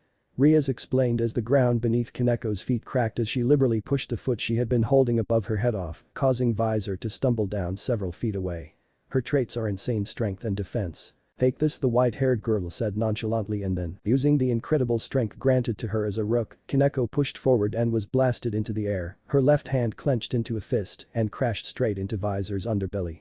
The power behind her attack had so much force to it that the much larger devil was blown off the ground and launched into the air before descending and crashing straight through a wall. Kaneko clapped the dust off her hands, that bored look still on her face. Weak. Wow, you are amazing, Kaneko-chan. Thank you for the compliment, Seedom-senpai. Hey, what the hell? Now, leave the game for gaming time, you two. Ria smiled while waving her hand between them. Ugh, Visor moaned in pain as she tried to pick herself up. How can a group so young be so strong? Last but not least, Akeno. Ria's called, and Akeno walked forward with her hands clapping in front of her face. In that instance, Naruto couldn't help but feel that there was something extremely disturbing about the normally gentle and pleasant Nadeshiko Yamamoto of Kuo. Now listen, Akeno is my queen. Why you fucking bitch? Ara, giggling softly into her hand despite the insult, or possibly because of it too, Akeno tilted her head back and looked down at the stray devil. What a vulgar mouth, I think you need to be punished. Zzzzzztt. Akeno raised her hand and sent sparks of lightning from her fingertips into the air, creating a yellow magic circle with the crest of the Grimoire in the center that then sent out a massive lightning bolt upon the hapless Visor. Raya. As a queen, Akeno has all the traits of all other pieces. As Ria spoke, Akeno began zapping lightning at Visor. Her breathing had picked up drastically, despite an attack of that level not being anywhere near enough to tire someone like her out. There was a heavy blush staining her cheeks as well, and she was squeezing her thighs together and shuddering in ecstasy every few seconds. Oh my, Akeno licked her lips with a sultry smile as she stared at the horribly charred body of Visor, the small flush on her cheeks increasing to a brighter red. It looks like you can still continue. I wonder how long you can keep this up. Akeno mainly excels in magic. Ria said she uses natural elements like lightning, ice and fire, but above all else, she is an ultimate sadist. Ugh, so this woman was basically like Evelyn. So much for the gentle and pleasant Nadeshiko Yamamoto of Kuo. But it's hot, nonetheless. Ha! Akeno sighed, her body shuddering with orgasmic bliss as she held a hand to her cheek. It seems that still wasn't enough to kill her. Naruto's sweat dropped as he looked at Visor. If anyone was in a state that Akeno had left her, they would certainly wish to die. I suppose I'll let. She then turned around and walked back to the group just as Visor used her last remaining strength to attack the sadistic queen from behind with the arm holding the javelin. Kiba rushed forward, but he wasn't as fast as the speed of Naruto's fourth shot as it gazed Akeno's hair lightly and hit Visor's elbow, severing everything below it and making the devil roar in pain. Ara. Akeno gasped playfully into her hand as she approached him. That was close, Naruto-kun. You could have shot me. Naruto shook his head as he took the gun back and removed the rifle barrel from the pistol part. Don't worry, Akeno-san. I went to a summer camp when I came from that, you know. What? Thank you. The black-haired woman winked flirtatiously, making the blonde shudder. Deciding to ignore the interesting interaction between her new servant and best friend, Riaz walked up to the thoroughly defeated Visor, stopping just a few feet away. Her face was face blank, a perfectly compassed mask befitting a devil of her high standing. Do you have any last words? Kill me. Very well then, Riaz smiled, held up her hand as a dark crimson aura appeared around her body. What looked like a ball of black energy erupted above her palm and she then let it loose at Visor. The effect was instantaneous as the orb of black and crimson energy slammed into Visor, swallowing the stray devil whole in an inferno of dark wave-like flame. Once the power had disappeared, Visor was no more and there was nothing left. Not even drop of blood to stain the floor with. It's over everyone. Ria smiled as she turned back to her peerage. Anyone up for some league? And no one was more excited than Naruto. However, as the group began to leave, excuse me, but you quickly catching up to the beautiful president of the occult research club, Naruto called. Riaz turned to smile at him. What is it? I was just wondering, the blonde began, you never explained what my role was. Your pawn. Naruto almost tripped over and slammed his face on the ground. So much for expecting himself to be a cool piece like rook or bishop or even knight like Kiba. But still, if the evil pieces work just like chess pieces, then did that mean he could promote himself to become other pieces too? In all honesty, Naruto couldn't help but think that it fit him the most with his arsenal. Don't be so down, Naruto. You are my only pawn, after all. What do you mean? The blonde couldn't help but ask, sounding surprised. Usually, it only needs one evil piece to reincarnate someone into a devil. Those who are exceptionally strong will need more than that. Riaz explained with a smile, but when I reincarnated you, it had to use all 8 pawn pieces to bring you back. It is unheard of even among the matured high-class devils. That means you are very special, Naruto Uzumaki. True to Riaz's words, it was much easier for him if he looked at his devil jobs as a normal part-time job. So for the first time in his life, Naruto had something to do in his free time other than playing League. Still, even with his new strength as a devil's, Naruto sometimes felt fatigue after long hours of work. However, not that his jobs were difficult to do, and Naruto was glad that the people who made contracts with him would only ask him to do normal household chores, go shopping with them or be their gaming partner, something that he enjoyed doing, even though none of his human clients played League. Naruto had also started his training with Rias, Akeno and Kiba. The one thing that he focused the most on doing at the moment was increasing his demonic energy reserve. The two great One-Sama of Kuo had shown him the in and out of magical power training, something that both of them excelled at. In less than a week, Naruto had gained full control over his magical power, knowing just the amount to use to perform tasks and a couple of magic. It had been difficult for him during the first few days because the amount of raw power that he had soon exceeded even that of Rias, a high-class devil herself, which had come as a shock to her and also Akeno, but anything was possible through hard work and tons of grinding, except for the silver division, of course. Nonetheless, the day that he had enough power to summon Ari was near. He had always liked her, not just because she was one of the hottest female champions of the game. He did not know why, but he had always felt a connection to the nine-tailed Gumeho. Nowadays he rarely played her because she was no longer a meta pick, but Ari had always been one of his most favorites. "What kind of summer camp did you even go to, Naruto-kun?" Kiba asked, feeling impressed as he jumped to the side to avoid a slash from the other blonde steel katana before raising his own weapon to block the dark red Asakana blade, making sparks fly between them. One that didn't have internet or Wi-Fi. In a flash, both swords disappeared as Naruto jumped back on one knee with Ezreal's Gauntlet of Nezuko, a golden metallic glove with a bright crystalline matrix at its center, manifested on his left arm and poured his demonic power into it to generate a bow of pure energy from the gem. Pulling back the string, Naruto then released it and fired a mystic shot at Kiba with great accuracy, aiming for his chest. The knight instantly created another demonic sword in his other hands and slashed both swords down to deflect the shot before rushing forward to slash Naruto, only for him to block with Samira's sword, Vanquish. "I guess this is my loss." The Knight of Ria's Gremory said with a satisfied smile and looked down to see beneath the blade Naruto was using to hold off both of his demonic swords was a gun that was pointing at his stomach. It was Blaze, another weapon of the Desert Rose, who used a set of 2 pistols and 1 sword in combat. Another RP card in the making. Star Guardian Ari, here I come. Naruto laughed giddily as Kiba made his swords disappear and walked back to Rias, who had been watching the fight from the sideline with her queen Akeno, leaving the other blonde to try out a weapon that he had never used before, a pair of spinning axes that were as tall as the blonde when unfolded. "So how is he doing, Udo?" Rias couldn't help but ask. She had seen the fight, but she still wanted to hear her knight's opinion. "He's getting even better with his swordsmanship, while his marksmanship is undeniably better than us." Kiba answered as he gratefully accepted a water bottle from Akeno. "I believe all that Naruto-kun needs now is improving his decision-making skill. He's very creative with his choices of weapons, but the faster that he can come up with the best combinations to deal with the opponents he's fighting, the better and more advantage he will have in battle." Rias nodded her head in understanding. Even though Naruto had been stuck in bronze for 11 years, the blonde had something that none of them did, and it was a great understanding of League of Legends, from its lore to its mechanics, something that even Kaneko had admitted to be better than hers, even though she had proven time and time again that, rather mercilessly, his mechanical skills were just slightly above average. It could be said that Naruto was more fitted to be a coach than a player because he seemed to know the in and out of the game. However, his understanding of League, its champions and their powers, when combined with his creativity and his Runeterra arsenal, an abnormal and never heard before sacred gear that allowed him to create and use a vast variety of weapons powers from the game, gave him a huge advantage of flexibility in combat. Truly there was no role better for him than the pawn itself. Not to mention his ability to summon living, breathing champions of the game, who without a doubt had the same powers as they did in the game and its lore. Rias had done a ton of research in the game to better understand her pawn and realized that there were champions that were divine entities of the universe of League of Legends. If Naruto could become strong enough to summon just one of them at their full power, then he could change not just the outcome of the battle, but the world itself. Rias shuddered when she remembered reading the lore of Aurelian Soul, a dragon that was called Starforger. Surely there's no way that Naruto could summon an entity like that at its full power, right? Watch out. The crimson-haired princess suddenly heard, before widening her eyes, when saw one of the spinning axes flying toward them. Raising her hand, Rias fired an destructive orb of her demonic power at the weapon and erased it from existence before turning her attention back to Naruto with a stern look on her face and half-lidded eyes as Akeno and Kiba just laughed amusedly at the blonde. Sorry but my hand slipped.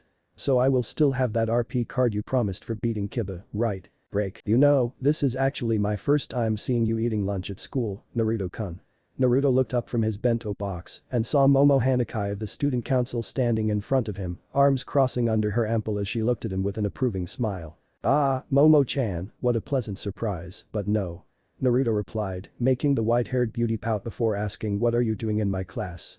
Around them, some of his classmates who were eating their lunches in class were whispering to each other. There had always been rumors of him and Momo being an item because she could always be seen either hanging or chazzing around him since his first moment at Kuo, despite the two of them going to different classes. What else? You are my responsibility. Momo answered with a shrug. Sona Kaichu wants me to make sure that you aren't gonna sneak out of school during lunch today, so I have to come and check on you. How you are keeping a good grade even though you don't attend most of your classes is beyond me. This one here is smarter than he looks. Naruto said as Momo turned around to grab a table and pull it toward him. What are you doing? What else? I need to eat too, you know. Momo answered matter-of-factly as she connected the two tables together to make a larger one, but don't get the wrong idea, I just don't want to see you sneak out of school after lunch or anything like that. She told him with a very straight face, giving Naruto an impression that she had practiced the speech before telling it to him there. Still, he decided to not think too much about it since this was Momo Hanakai he was talking about, the girl who took her duties as a member of the student council way too seriously for his taste. Help yourself then. The blonde asked as Momo took out a carefully wrapped bento box from behind her and put it on the table. The contents inside was amazing, but not as amazing as the one his mother Kushina had made for him, obviously. So Naruto-kun, I heard you became a devil with Ria's Gremory senpai being your master. Momo said in a lower tone than before to make sure that those who were listening to their conversation couldn't hear him. And you're Sona Citri senpai's devil servant, aren't you? The blonde asked with a nod, deciding to use Sona's real last name instead of her fake one to let Momo know that he was well informed. Yes, I am one of her bishops. Momo answered with a nod. Naruto didn't know that well about the other members of the student council, but he could take a wild guess that the vice president, Tsubaki Shinra, was Sona's queen. So you must be crazy strong with demonic power and magical abilities, huh? Naruto asked. He had asked Rias about the bishop roles after finding out that he was her only pawn and learnt of its traits and specialties. I think you can put it that way. Momo nodded her head with a smile. You are a bishop too, right? No, I am a pawn. The blonde shook her head and answered, making Momo widen her eyes in surprise. Really? But your demonic power is too much for a pawn. Try 8 pawns. Momo parted her lips in shock, but don't ask me if it is the real reason, I am new to these stuffs you know. Rias Butchu told me I was the first newborn devil she had met to have a larger reserve than even that of a high-class devil. I see for a game addict you are quite amazing, Naruto-kun. Momo nodded her head with a small smile, making a tick mark appear on his forehead. He really hated it when they called him that. True, he played League a lot, but it was because he loved that game for its gameplay, competitive tournaments and the storylines that came with it, not just because it was a game, and not to mention that it had become so much more than a game to him with his Runeterra arsenal. When he thought about it, Naruto couldn't help but wonder if he could summon new champions and its weapons when they were released, and if his arsenal were really limited by the developers at Riot Games. Rias had deducted that his sacred gear was a creation type and worked on a subconscious level, limited by his knowledge of the game alone. For example, as long as he knew a weapon could do something subconsciously, then when he wielded it in the real world, it would have that power, even though when he recalled it in his mind, he didn't think about what powers it would have, unlike how Kiba created his swords of different demonic abilities with his sacred gear sword birth. It was also worth noting that his sacred gear could not be used to create any weapons outside of the world of League of Legends. Naruto had tried a couple of times to create weapons of different games, as well as weapons of his own imagination, but nothing seemed to work. It was what that made his Runeterra arsenal so strange, different and unique, but that the blonde had any complaint. It was after school that Naruto couldn't decide whether or not he should just go home and train on his demonic power control on himself a bit more or head to the internet cafe to play some League. Sure, he had a PC at home, but playing at home he also needed to watch out for his mother, who disapproved of him spending too much time on the online game. Nevertheless, he still needed to go there to buy a RP card with the money Rias had rewarded him. When Naruto took a left turn at a crossroad, a white veil suddenly flew into his face.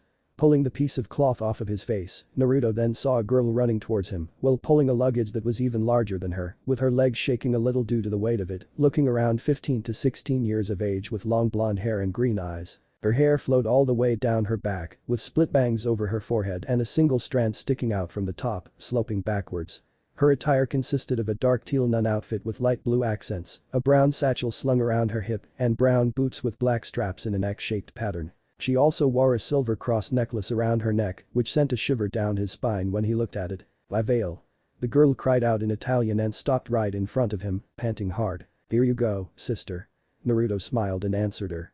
One of the good things of becoming a devil was that he had the power to understand and talk in any language. The girl accepted the veil before gently putting it back on her head and blushing a little. Next time watch out for the wind, okay? Thank you very much. She smiled innocently, making Naruto smile at the cuteness of her face and then adjusted the veil on her head.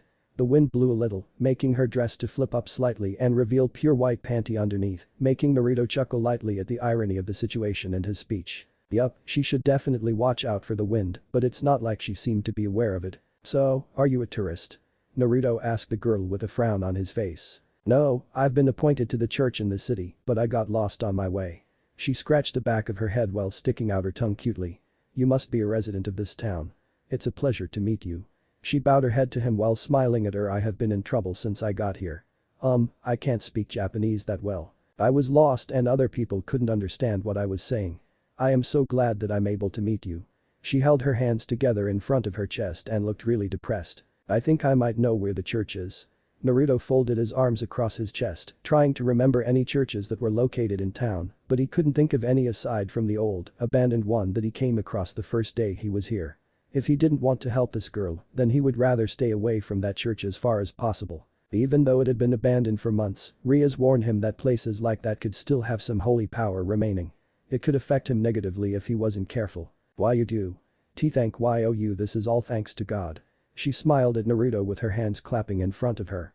She was really cute. But then both blondes turned their head to the park next to them when she heard a whimper and frowned slightly when they saw a boy sitting on the ground, crying, while holding his bleeding knee. Hey.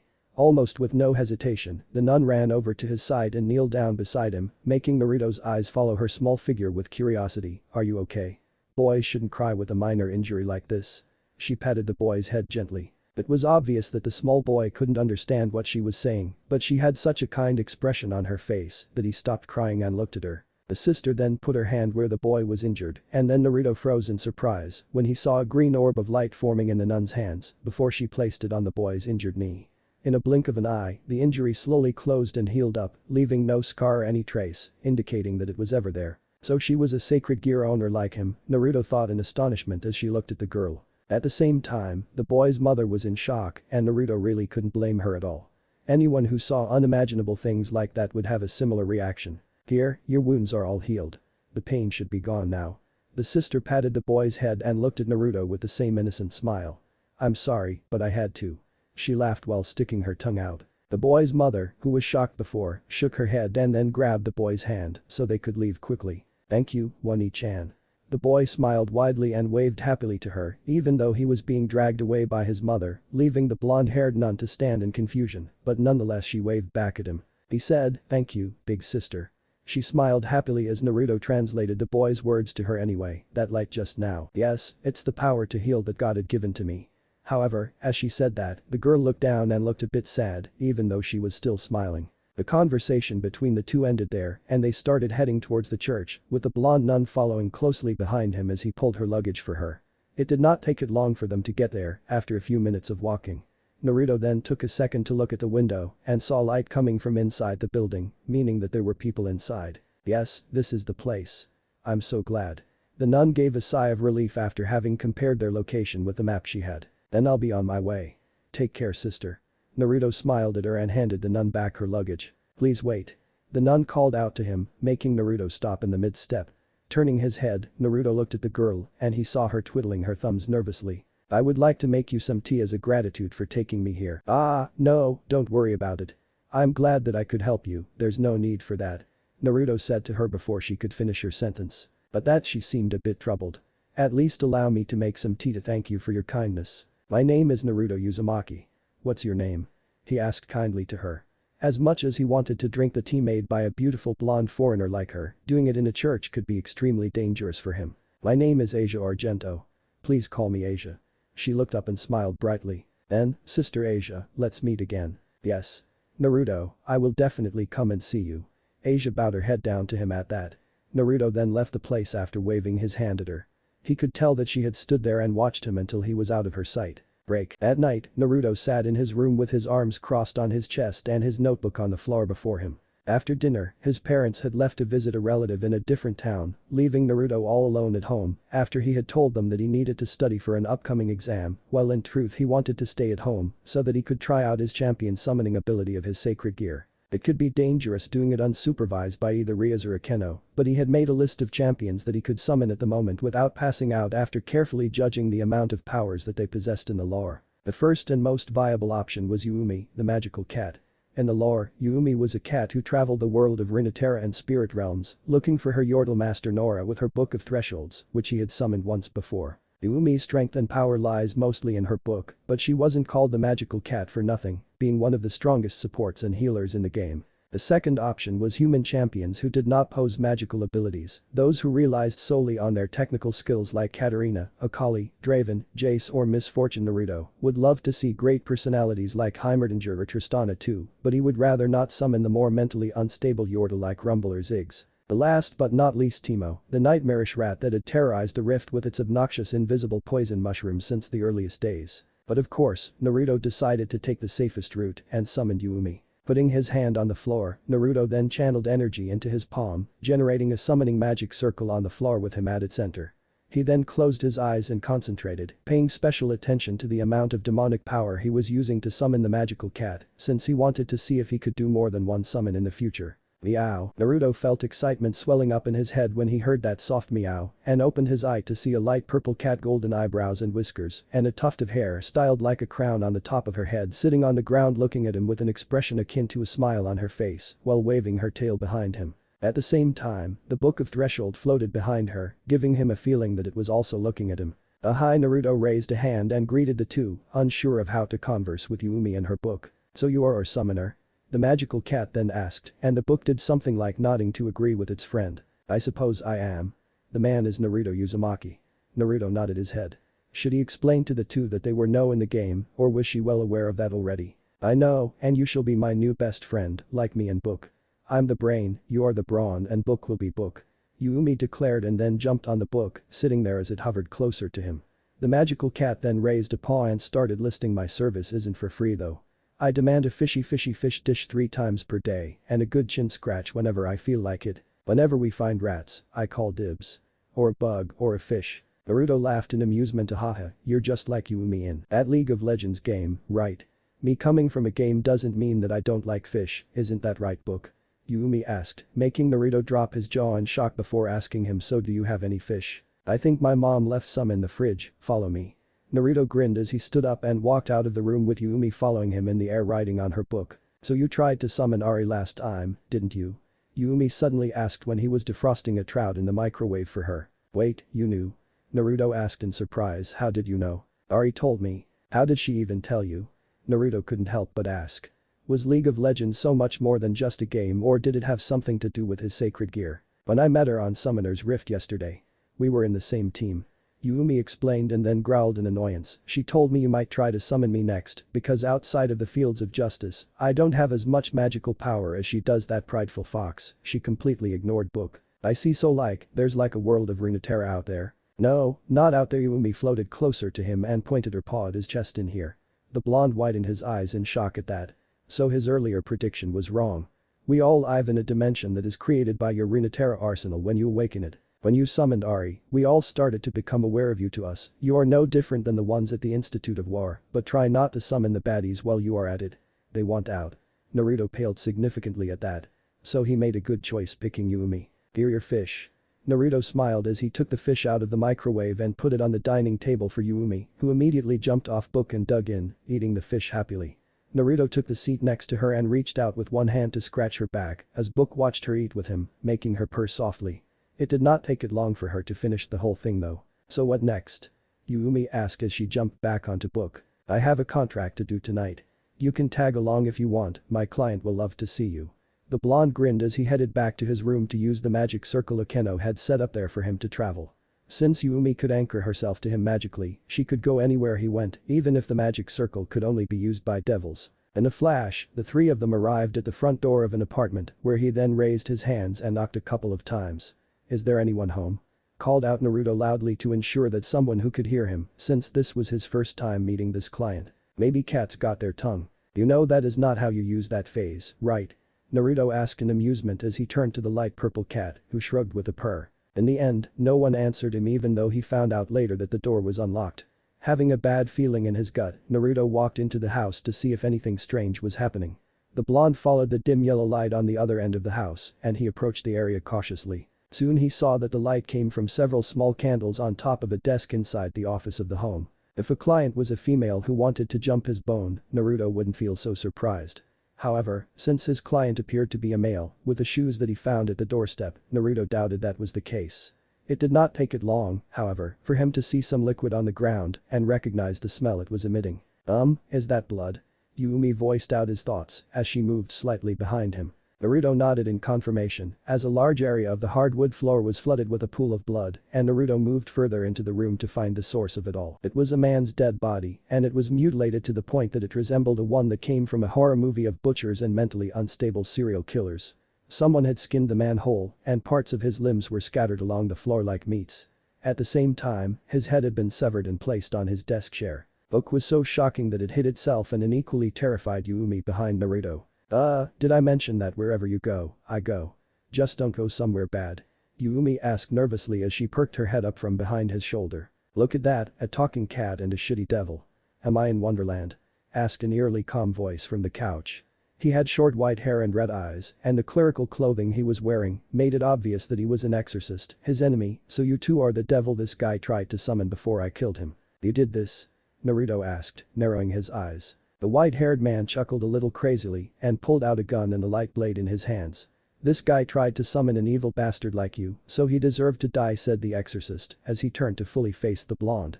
But I wanted to have some fun while I was on the job, so I played with his limbs a little. From what I can see here, you are the only evil here, pal. The blonde devil gritted his teeth as he summoned Yon's swords to his hands. Are you angry that I killed a human when I am supposed to be a priest? Hahaha, spare me that retarded kindness. The priest said as he waved his weapon around. Listen to me carefully, you are a shitty devil. Devil use humans to survive. Supporting a poor devil like you, they were no longer human and that is the end, and that's why I killed them. I earn my living by killing demons and those who have a contract with demons. This is my job. Now I'm going to stab your heart with this lightsaber and I'm going to blow your head off with my cool pistol. Man, I'm really going to fall in love with you. And with that, the white-haired priest ran at him and slashed his sword down, but before the light blade could reach him, a large transparent energy shield formed around the blonde, causing the light blade to bounce off harmlessly. Ugh, even a rat like Twitch has a better attitude than you. Yumi hissed from behind Naruto as Book nodded in agreement. Naruto, bite him. As Book carried Yumi back, floating behind him, Naruto shot forward and attacked Freed with both of his blades, forcing Freed back as he tried to block it with his sword. The priest cursed at them and aimed his gun at Yumi, attempting to shoot her down, but the bullet just passed through her harmlessly as she stuck her tongue out to mock him before Naruto slashed his Asakana blade up to sever the priest's gun in half. Before he could even react, Naruto had replaced the mortal blade in his left hand with Samira's pistol, Blaze, and fired 3 bullets into his enemy's stomach, making him cry out in pain and cough blood while stumbling back. The blonde then made both weapons disappear and replaced them with a pair of Akali's kunai before unleashing them at the priest, stabbing into his shoulder and pinning him against the wall next to the body of the human he had killed. GHH. Fuck you, you shitty. Before he could even finish, Naruto had already thrust a barrel of Blaze into his mouth and pulled back the hammer with his thumb. Yumi, you don't have to see this. Naruto said as he glared murderously at the priest. Book, turn her around. Hey. No. The magical cat complained as Book grabbed her by the crook of her neck and turned her around. Huh? She then made a sound of confusion. I'm sure that but you won't mind if I kill a shitty trash like you. The blonde muttered and was about to pull the trigger when suddenly, please stop. A familiar voice shouted, making Naruto snap his head around and saw the blonde sister he had met earlier today standing in the room with a shocked expression on her face. Asia? He asked in shock. The priest managed to free himself from Naruto by kicking into his stomach and yanking himself off the wall. Heal me. The priest cried out as he crawled over to Asia, grabbing onto the front of her dress. Get away from her, Yumi. Naruto shouted, and Yumi instantly fired a prowling projectile at Freed with an angry meow, blasting him away from Asia and knocking him into the wall of the room. And no. Asia screamed out after seeing the corpse that was nailed to the wall. And no, she whispered with tears falling from her eyes. Her eyes then turned to look at Naruto. Father Freed Naruto-san, she whispered, looking at him directly. That shit is a devil. But his scream was muffled when Naruto delivered a kick to his mouth, sending him across the room. Shut your mouth, asshole. Naruto growled as he pointed his pistol at Freed Asia. He then turned to the blonde-haired nun, trying to explain it to her. For sure that she was with Freed, but she was an innocent girl with a pure heart. Why she was with someone like him was what he was wondering. Naruto-san is a devil, she seemed to be shocked to find out the truth. Yes, I'm a devil, but I didn't do this. He admitted without hesitation. He did. Ahaha. For real, are you really trying to explain it to her? Fried laughed maniacally and got to his knees with one hand pulling the kunai out of his shoulders. What is this? Do you two know each other? Is he your friend Asia? Do you even know that devils and humans can never coexist? You are his enemy. And with that, Fried pulled out another gun and tried to shoot Naruto with it, but Yuumi's shield proved to be tougher than the fired holy bullet, protecting Naruto and also herself. Don't even think about it. The magical cat meowed loudly and flew in front of Naruto while holding onto book's front cover as it faced Fried with glowing pages, which then launched a wave of magic power at him, knocking the wall behind him down and blasting him out on the street squashed like a bug. Yuumi finished as she floated back behind Naruto. Wow, remind me to never piss you two off. Naruto said to Yuumi and Book, making them smile at him before turning his attention back to Asia, who looked torn between running outside to heal Fried and staying behind with Naruto and his talking cat. Flash. Before either of them could say a word to each other, however, a magic circle that appeared on the floor shone, bearing the crest of the Gremory household. In a flash, Riaz and the rest of her peerage appeared from the teleportation magic circle. Naruto-kun, we have come to rescue. Kiba smiled at the blonde, but then frowned when he saw the destruction of the room, and Fried crawled onto his hands and knees outside, his whole body covered in blood. Oh wow, I guess you don't need our help then. He smiled while scratching the back of his head. It was then that Riaz and her servants noticed the cat sitting on a book hovering behind Naruto and widened their eyes in shock as she raised a paw and waved it at them. Yuumi? Riaz asked with a surprised smile on her face. The one and only. The magical cat declared before floating over to her. Do you have snacks or fish? Kaneko, who was looking at Yuumi with sparkles of excitement in her eyes, instantly pulled out a bag of potato chips from her skirt pocket and showed it to Yuumi. I can share. She said in her usual monotone that barely hid her excitement. Awesome. Yuumi cheered as she jumped onto Kaneko's head. I like you hair clips. Thank you. PCH, what do we even have here? Fried growled as he looked at them from outside the house. More shitty devils. What are you guys? Devil Squadron, the Devil Rangers. Ara, what a vulgar mouth. It's hard to believe you are a priest. Oh, that's why you are a stray exorcist, right? Ria said simply with a flick to her hair. Naruto, are you injured? The crimson-haired young woman asked in concern as she looked at Naruto and checked for any injuries. She found none. I'm alright, but you? I got Yuumi with me, don't worry. Naruto smiled and shook his head. As expected from my one and only pawn, Ria said with a satisfied smile before turning to Fried with a mock on her face, who fell on his face and looked like he was about to pass out from losing too much blood. Naruto found it actually hard to believe he could still stay awake after being hit with all that. A normal human would have died from the bullets that he had put through his stomach alone. Looks like you have been looking after my cute servant, Priest-san. Fuck you and your shitty servants then. With that scream, Fried pulled out a grenade and threw it at them. Sitting on top of Kaneko's head, Yuumi then raised her tail and shot a beam of magic at it in midair, causing it to explode and reveal itself to be a light grenade. Riaz, who had fully prepared for it, raised her hands and created a shield of her own demonic power to protect herself and her servants. Once the light had died down, Fried was gone. The trail of his blood that he left behind indicated that he had gotten away. But there seems to be a number of fallen angels heading to this house. Akeno informed them, rather distastefully, something that Naruto couldn't help but notice. Riaz then gave another stare at the priest before telling her Queen Akeno, we will return to our headquarters. Prepare for teleportation. Yes. Akeno nodded her head and started to cast a spell as soon as Riaz urged her to. Realizing that he was about to leave, Naruto looked at Asia. But we are taking Asia with us as well. Naruto said it to his master very clearly. It's impossible. Only devils can use the magic circle to transport. Also, this magic circle can only teleport me and my servants. Riaz shook her head and replied to him. Then Naruto was about to ask Yuumi and Book if the two could help them with their realm traveling power, but a light tug on his sleeve stopped him and made him turn his head over to look at the blonde nun Asia. Don't worry Naruto-san, I will be alright. Go with your friends. She said with a soft smile. But let's meet again.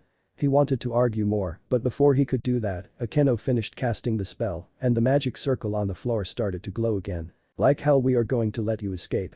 A group of priests, wearing the same outfit as Fried, then came running at them with their guns, which they used to fire at the group of devils. Before either Naruto or Kiba could rush forward to protect the others, Yuumi, who had a mouthful of chips, flew around them with Book and created a large shield that protected her summoner and his friends until they were all teleported away. For the first time in 3 weeks, Naruto skipped school. He knew that Momo would have his head tomorrow, but frankly the blonde didn't care. No, he's not at his usual internet cafe.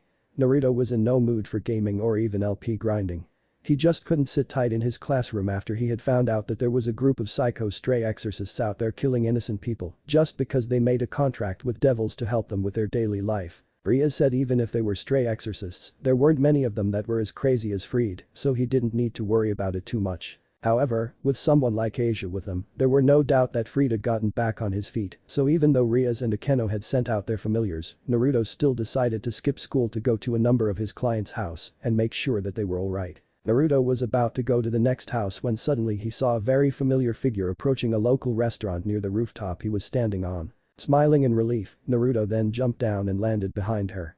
Since he was still nowhere near as skilled as Kiba, his landing was rather violent and made a loud noise, making Asia flinch and turn around to look at him, a surprised look on her face, before it was turned into a smile of relief like his. Naruto-san, hey there, Asia. Break. Oh.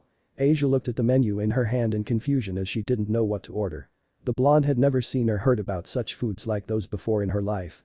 Naruto was sitting across from her with a smile on his face, patiently waiting for the nun to make the choice. What would you like to order? The employee asked nervously. It was quite clear that she was new and didn't quite know how to handle the current situation. Naruto could only smile at her while making a gesture for her to wait. He quite couldn't believe that Asia had never come to a restaurant like this before and because of it she was having a hard time. Even a normal person should know how to order a meal. Naruto had offered his help, but she only replied proudly. It's fine, I will manage it somehow, and so, she kept wondering what to choose, and the fact that she didn't know how to speak Japanese seemed to make things even more difficult for her. She will have the same order as me.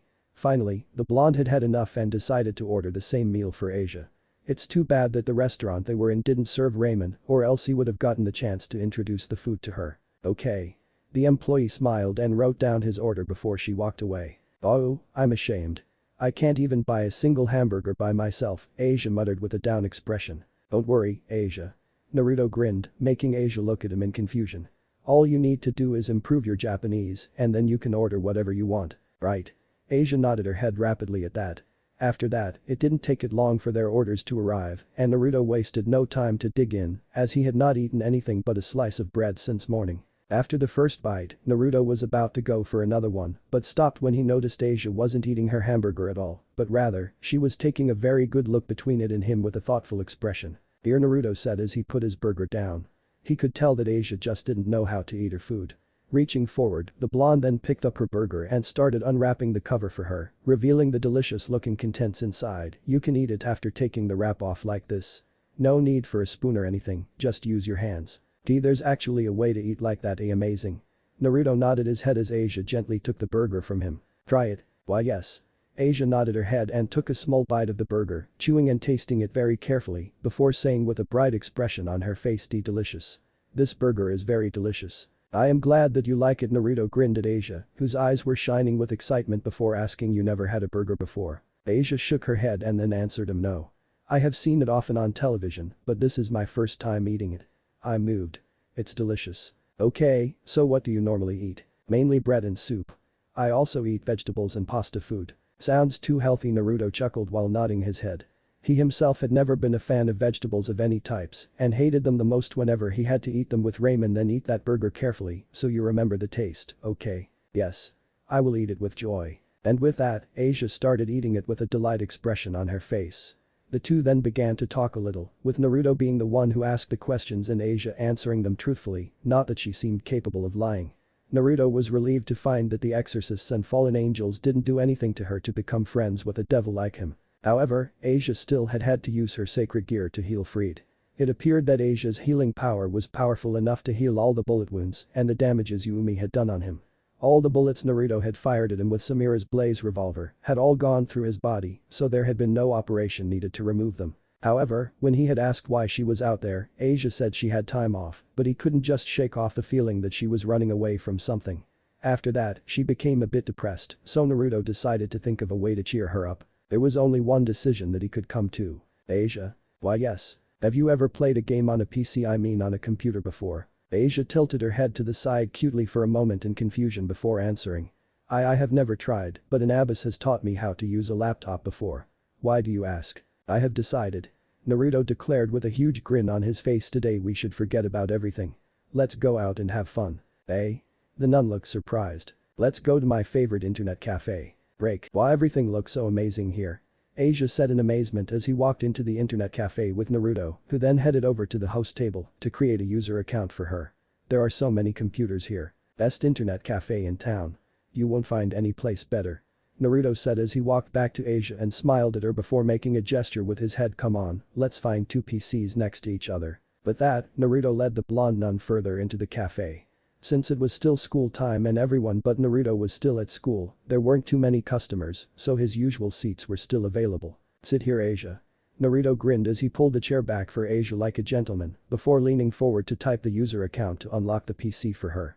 In quick succession, he turned on the league's client and used an old account of his for her to play, before using the next few minutes to explain to her how the game worked. The blonde looked confused for the majority of his explanation, but she listened very closely with a very serious expression on her face. I think I get it.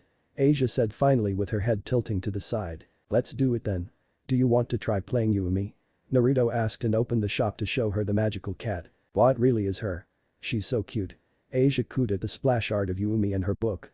Your power is so amazing, Naruto-san, to be able to bring her to this world. It's as if you have the power of God himself. Ah well, I don't think I can do the same thing as the Almighty, but Naruto blushed at that and purchased Yumi for Asia before heading into a custom versus bots game to show Asia how to play her. Yumi had one of the easiest and most simple gameplay of the game, so she shouldn't be too much of a problem for a beginner like Asia. I see. Asia nodded her head as she clicked her mouth around and guided Yumi's prowling projectile. You gotta remember that you can only guide it like a homing missile when you attach her to an ally. The arrow will fly in a straight line if you are outside. Naruto explained, and Yumi won't be able to attach to an ally if she gets hit by crowd control effects, negative statuses like stun or knock airborne. I think I get it, Naruto-san. The girl nodded her head. Just follow my instruction in the game and we will be good. The blonde grinned as he created a duo queue rank lobby with Asia. Let's go. He cheered. This had to be his first time duo queuing up with anyone, let alone a cute girl like Asia. Sure, she would have problem playing and he might lose a ton of LP, but he knew it would be worth it. Click accept. He then started instructing. Okay, so you are first pick. Great. Let's ban Thresh and Leona, those two Yumi hates the most. And with that, the two went on into their first game together, with Asia playing Yumi and him playing Lucian against the enemy bot laners, Lux and Ezreal. Heal. Asia. Press E. Oh, activator R and we win this. So I detach and hit the enemy champion to gain a shield. That's right, but you gotta be careful not to get hit by them. Naruto nodded and trailed behind Asia so that he could assist her if she got hit by Lux's light binding, but in the end she didn't, and as soon as she had gotten the shield, she used WU and me to fly back to Naruto. Damn, you are a natural, Asia. He grinned, giving her a thumb up. Thank you, Naruto-san.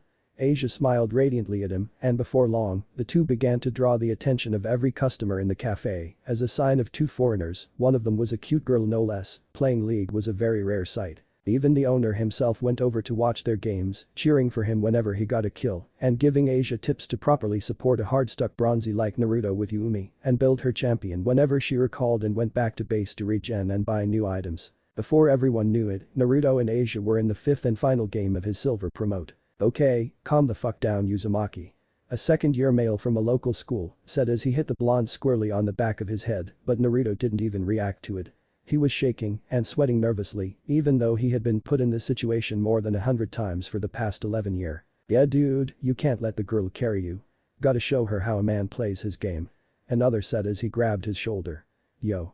Don't build Kraken Slayer this game. Zed will one-shot you with just one Q and E. Go Immortal Shield Bow or Gallifers. No backseat gaming, let Naruto concentrate. The owner roared. Come on kid, you can do it, and remember plated steel caps is always an option. You're no better than us, Iruka-san. They all said, making the owner sweat drop before the whole cafe fell into silence. Holy shit, I can't dude. This is worse than a horror movie. A student said to his friend as Naruto's whole team was wiped out, making them lose the Baron. The current kill scoreboard was 32-45 in favor of the enemy blue team. Red team was down 3 towers, but they had 3 drakes and an incoming Inferno Soul if they could secure the last dragon. Naruto had a KDA of 10-5-12 as Kaisa, while Asia, who was playing Seraphine because Yumi had been banned, had tears in her eyes. She didn't fully understand the game yet, but she could tell how important it was by feeling the tension and pressure from everyone around her, and it made her extremely nervous. Her KDA wasn't making her feel any better also, as she had died a total of 12 times and only 10 assists. If Asia-chan can hit a 5-man R and his team can secure the final Inferno Drake, then they should win, right? It all came down to a fight in the Dragon Pit, with minions in top and mid pushing for the red team. Asia was spasming her abilities so that she could use her empowered W surround sound to shield and heal Naruto's Kaisa and her teammates as the enemy Jace continuously poked them down with his shock blasts. As the Inferno Drake was initiated by the enemy jungler, Lee Sin, and was hammered down by the rest of his team at a rapid pace. Naruto waited patiently for the dragon's health to drop below 1000 and fired a Void Seeker blast into the pit at the same time his jungler, Jarvan IV, went in with a combo of Damation Standard and Dragon Strike. The two junglers smite the dragon almost at the same time, but it was Naruto's ability that secured the dragon, causing the whole internet cafe to explode into cheers and roars of excitement. Asia, seeing her chance, launched Seraphine's ultimate ability at the enemy team, Encore, which then traveled through all 5 of them and dealt massive damage with the Inferno Soul explosion. However, it was the charm status that came with it that allowed Jarvan IV to dunk on all 5 of them with his Arc Cataclysm, locking them all in a circle of impassable terrain, allowing Naruto, with his Kaisa R killer instinct, to dash to the side and rained auto attacks down the enemy team, hitting multiple targets at the same time with Runan's Hurricane and Kaisa's Icathian Rain. One after another, the enemy team fell with Zed managing to get away, but Naruto sniped him down with a max range Void Seeker blast, acing the red team. Yeah. The whole cafe roared in excitement. End the game. End the game. End the game.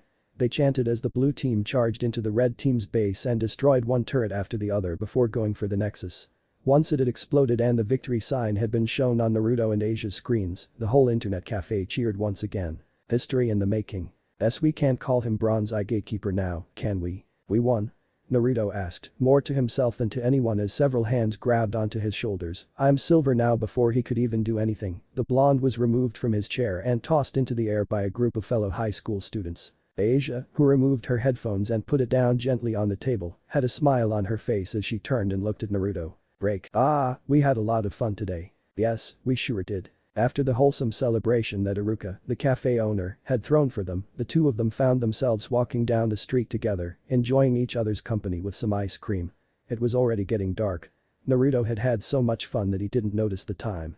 He just couldn't thank Asia enough for helping him with his promote. League of Legends had always been and would always be a team game. So you really can summon Yumi from the game? Asia suddenly asked, a smile on her face. Not exactly from the game, but from my sacred gear. It's rather complicated, but yeah, you get the idea. Naruto grinned as he explained it to Asia, who gasped lightly in surprise. Even he still didn't quite understand his sacred gear. That's all he could tell Asia. You have a sacred too, aren't you, Asia? He couldn't help but ask. Yes, Naruto-san, my sacred gear's name is Twilight Healing. She looked down at her hand. It had the power to heal the wound of every living being. Asia muttered the last part quietly, but the blonde could still hear her very clearly. That's quite amazing, Asia. Naruto said before he noticed the sad look on Asia's face and decided to ask her before he could stop himself. But why do you look so sad, Asia? You have an awesome power to heal everyone, you should be happy. He told her, but Asia put on a complicated expression. Soon after, a single drop of tear fell from her eyes as she looked at the ice cream in her hand, and soon more tears started flowing down her cheeks. Hey Asia, it's alright. Naruto said quickly, feeling like an asshole for making Asia cry. I'm so sorry for asking question like that. And no, it's alright, Naruto-san. Asia shook her head as she raised a hand to wipe the tears at the corner of her eyes and then looked up at him with a soft smile. Feeling that she might have a story to tell him so she could pour her sadness out, Naruto took Asia to a local park and found a bench to sit down her, where she began to tell Naruto about a story about the girl who was once called the Holy Maiden. In a certain region in Europe, there was a girl who was discarded by her parents. She was raised in a church nearby by a nun along with other orphans. The girl, who was a strong follower of the church, awakened a special power at the age of 8. She used her power to heal a wounded puppy, and a person from the Catholic Church witnessed it by chance. From there on, her life changed. The girl was taken to the main Catholic Church, and she was symbolized by many as a holy maiden because of her healing power. She used her power to heal many believers, and they were told it was a power of divine protection, a power that was only meant for them. Rumors brought rumors, and she was respected as a holy maiden. Even without her approval, she had no dissatisfaction for how she was treated. People from the church were kind and she didn't hate healing people. She was happy that her power could be of use. The girl was thankful to her power which was bestowed to her by God. But she always felt a bit lonely. She didn't have any friends she could open up to. Everyone treated her nicely and was nice to her. But there were no one that were willing to become her friend. She understood why. She knew that they were looking at her power as something irregular. They didn't look at her as a human but as a creature, an instrument that could heal humans. But one day, it changed. By coincidence, there was a devil nearby and she healed him. The wounded devil and the girl, pure at heart, couldn't ignore him. She thought that even if it was a devil, she had to heal them because he was injured. It was her kindness that made her take such an action. But that one decision changed her life forever. One of the people from the church saw that incident and notified others. The leaders of the church were shocked about it. The power that can heal devils. Something absurd like that cannot happen. The power of healing can only heal the followers of God. Yes, there were several people who had the power to heal, but the power to heal even devils was out of the question.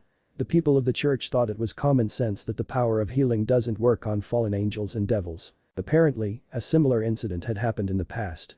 The power to heal fallen angels and devils that were not protected by God, but that was feared as the power of a witch. So the people saw her as a heretic. Damn witch that heals devils. The girl who was respected as a holy maiden was then feared as a witch, and the Catholic Church turned their back on her. She didn't have anywhere to go until an organization of stray exorcists picked her up. In other words, she had to get protection from the fallen angels. But the girl never forgot to pray to God. She also never forgot to thank God, but even so, the girl was abandoned. God didn't save her. What shocked her the most was that there was not even a single person in the church that was willing to defend her. In the end, there was no one who cared about her. As Naruto listened to Asia's story, he had an expression of shock that then became anger. His hands balling into fists so hard that his nails was cutting into his flesh and drawing blood from it. Those people, how could they do that to a girl like Asia, who had done nothing wrong? She had only done what they all had taught her to, and that had been showing her kindness to others, even if it was a devil. Naruto had never felt such anger in his life. I think it's because I didn't pray enough. It's because I'm clumsy. I'm so stupid that I can't even eat a burger by myself or know how to play my role properly in a game. Asia wiped her eyes as more tears were falling down her eyes while laughing softly. This is also a trial that the Lord gave me. Since I'm a clumsy nun, the Lord gave me this trial. So I have to endure it. Asia said, more to herself than to Naruto as she then looked up and stared at the sky above her. I'm sure I will make lots of friends one day. I have a dream. I want to go buy flowers with a friend, buying books and playing games together and Asia trailed off as she turned her eyes back to Naruto before her nose, catching the familiar scent of blood, and looked further down to see it dripping down from his hands, and gasped in shock. Naruto-san, your hands. Asia quickly took it and used her power. A green light appeared around it, and the wound where his nails had caused slowly healed up. Asia, you want to make a lot of friends, don't you? Naruto asked before smiling brightly, would you like to become friends with me? Asia sat there, looking puzzled. Why? Why do you want to make friends with someone like me? Why not? We talked, right? We played League with each other all day, right? We had so much fun together. If that doesn't make us friends, what will? Is this a pact with the devil? It's not. Asia and I are going to become friends with each other.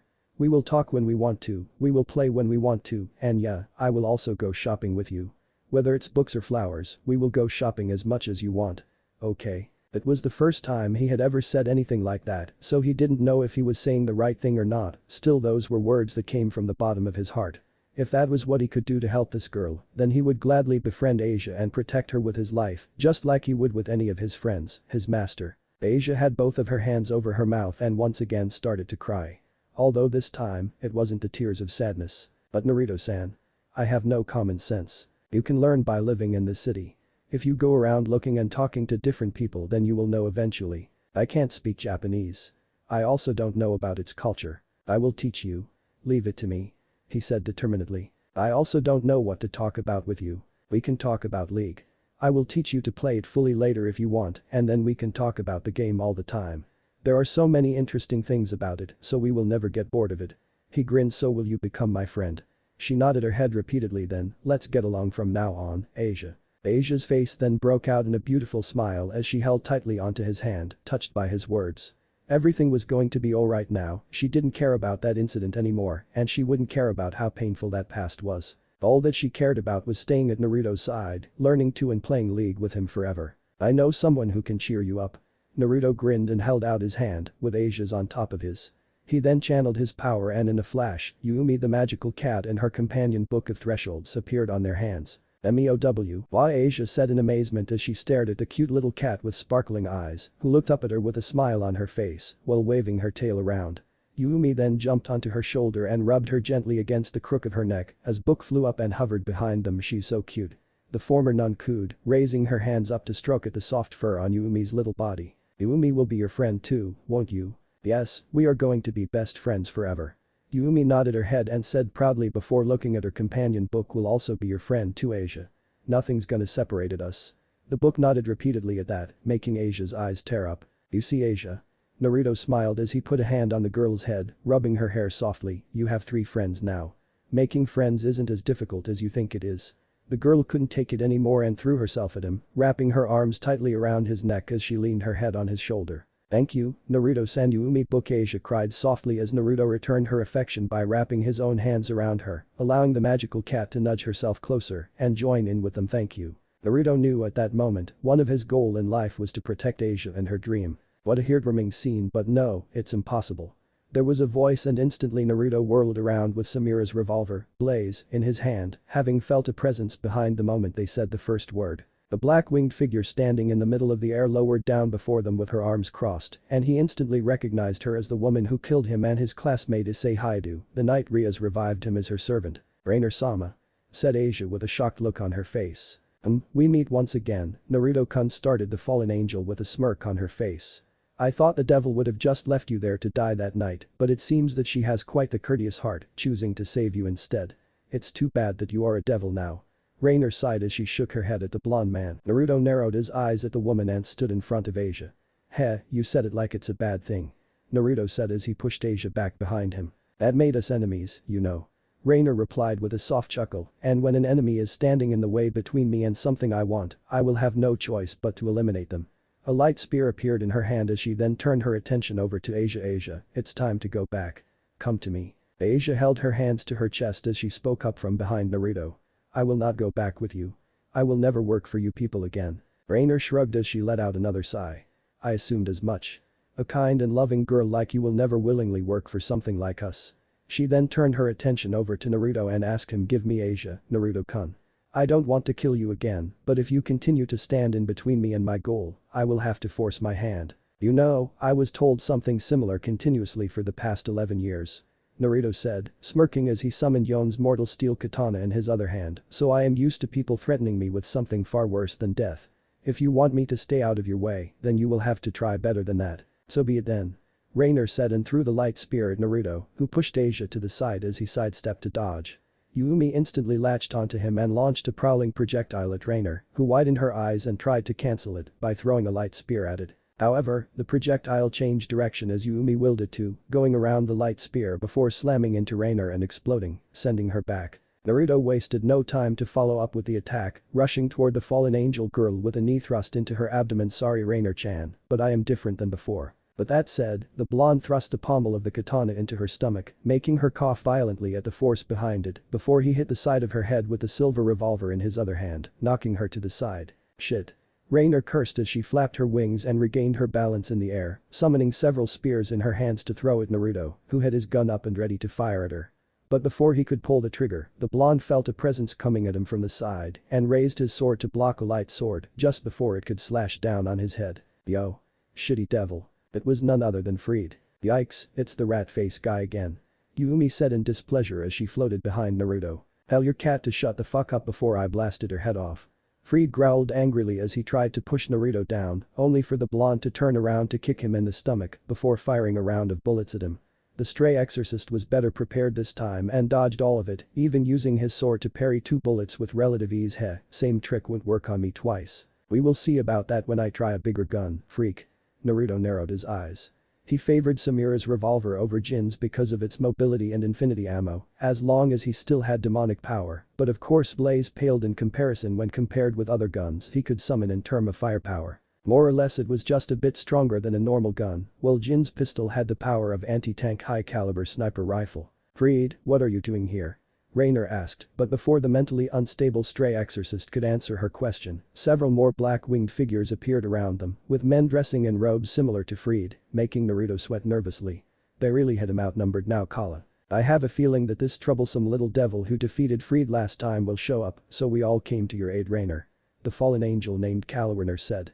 She was a tall and buxom woman with brown eyes and long navy blue hair that obscured her right eye. Her attire consisted of a maroon trench coat-like top with a wide collar, a matching miniskirt and black-heeled shoes. The trench coat top was open at her chest, giving view to her in cleavage. She also wore a gold necklace around her neck. Ah, so my name is heard by the Almighties, I feel flattered. Naruto taunted before he jumped back to block a pink light spear, with Yuumi's shield protecting him from a blue one.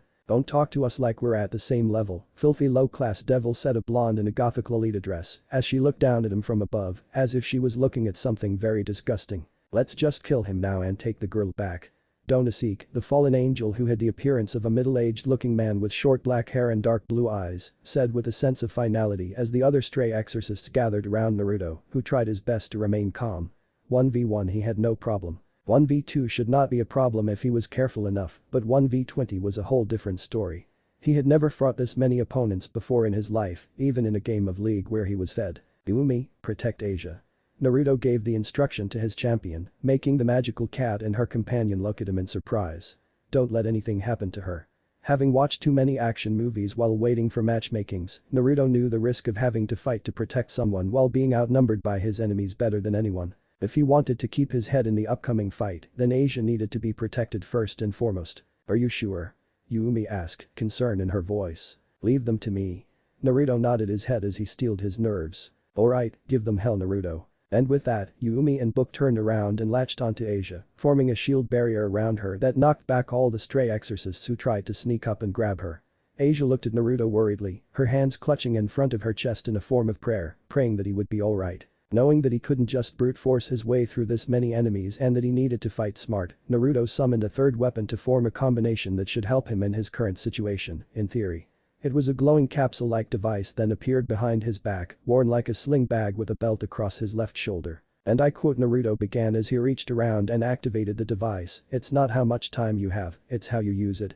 Once the device had fully been activated, Naruto dashed forward with seemingly speed that shocked even the fallen angel, leaving behind a trail of bluish energy that was radiated from the machine behind his back. Wow, how is he so fast? Within a split second, the blonde appeared in front of an exorcist, killing him instantly with a sword through his chest. It was the first life he had taken, but Naruto didn't have time to think about it as he moved on to the next since every second mattered, dodging and sidestepping repeatedly to avoid barrages of bullets that were fired at him from every direction. However, since there were just so many of them, Naruto had no choice but to take the least damage route, forcing himself to take a couple of bullets to the chest and thighs before he was able to stab his sword into a stray exorcist and blast the one next to him in the face with the revolver. "No!" Asia cried out in horror with her hands covering her mouth as she looked at all the blood on Naruto as he collapsed on one knee, feeling the bullets with holy power sear into his demonic flesh. Before she could run over to her friend to help him, however, Naruto slammed his hand into a large button on the device behind his back. The world shattered around him and he was wrenched backward through swirling particles of time, standing where he had been 3 seconds ago without even a single bullet wound on his body. Holy shit, that feels weird. However, the blonde didn't even have time to feel the excitement of using Echo's chronobreak for the first time as the fallen angels, finally realizing how dangerous he was, decided to partake in the fight. It's the device on his back.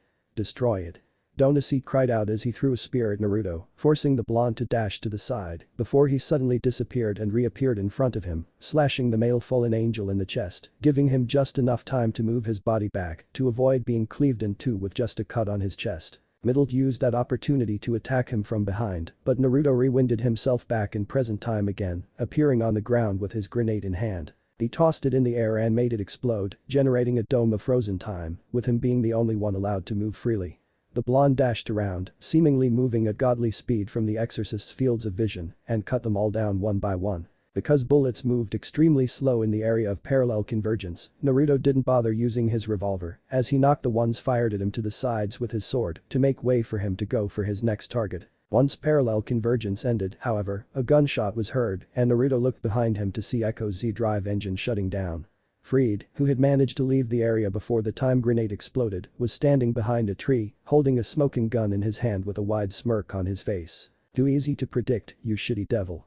Naruto widened his eyes at that before he felt a heavy blow in his gut by the two fallen angels Rainer and Calwarner, who flew at him and threw their wholly enhanced fists into his stomach at the same time before punching him in the face. Asia let out a scream as the blonde was sent flying backward and crashed into a fountain, breaking the top portion before falling down. Asia looked terrified as she quickly ran over to Naruto and started to heal him as much as she could. "Are you okay, Naruto-san?"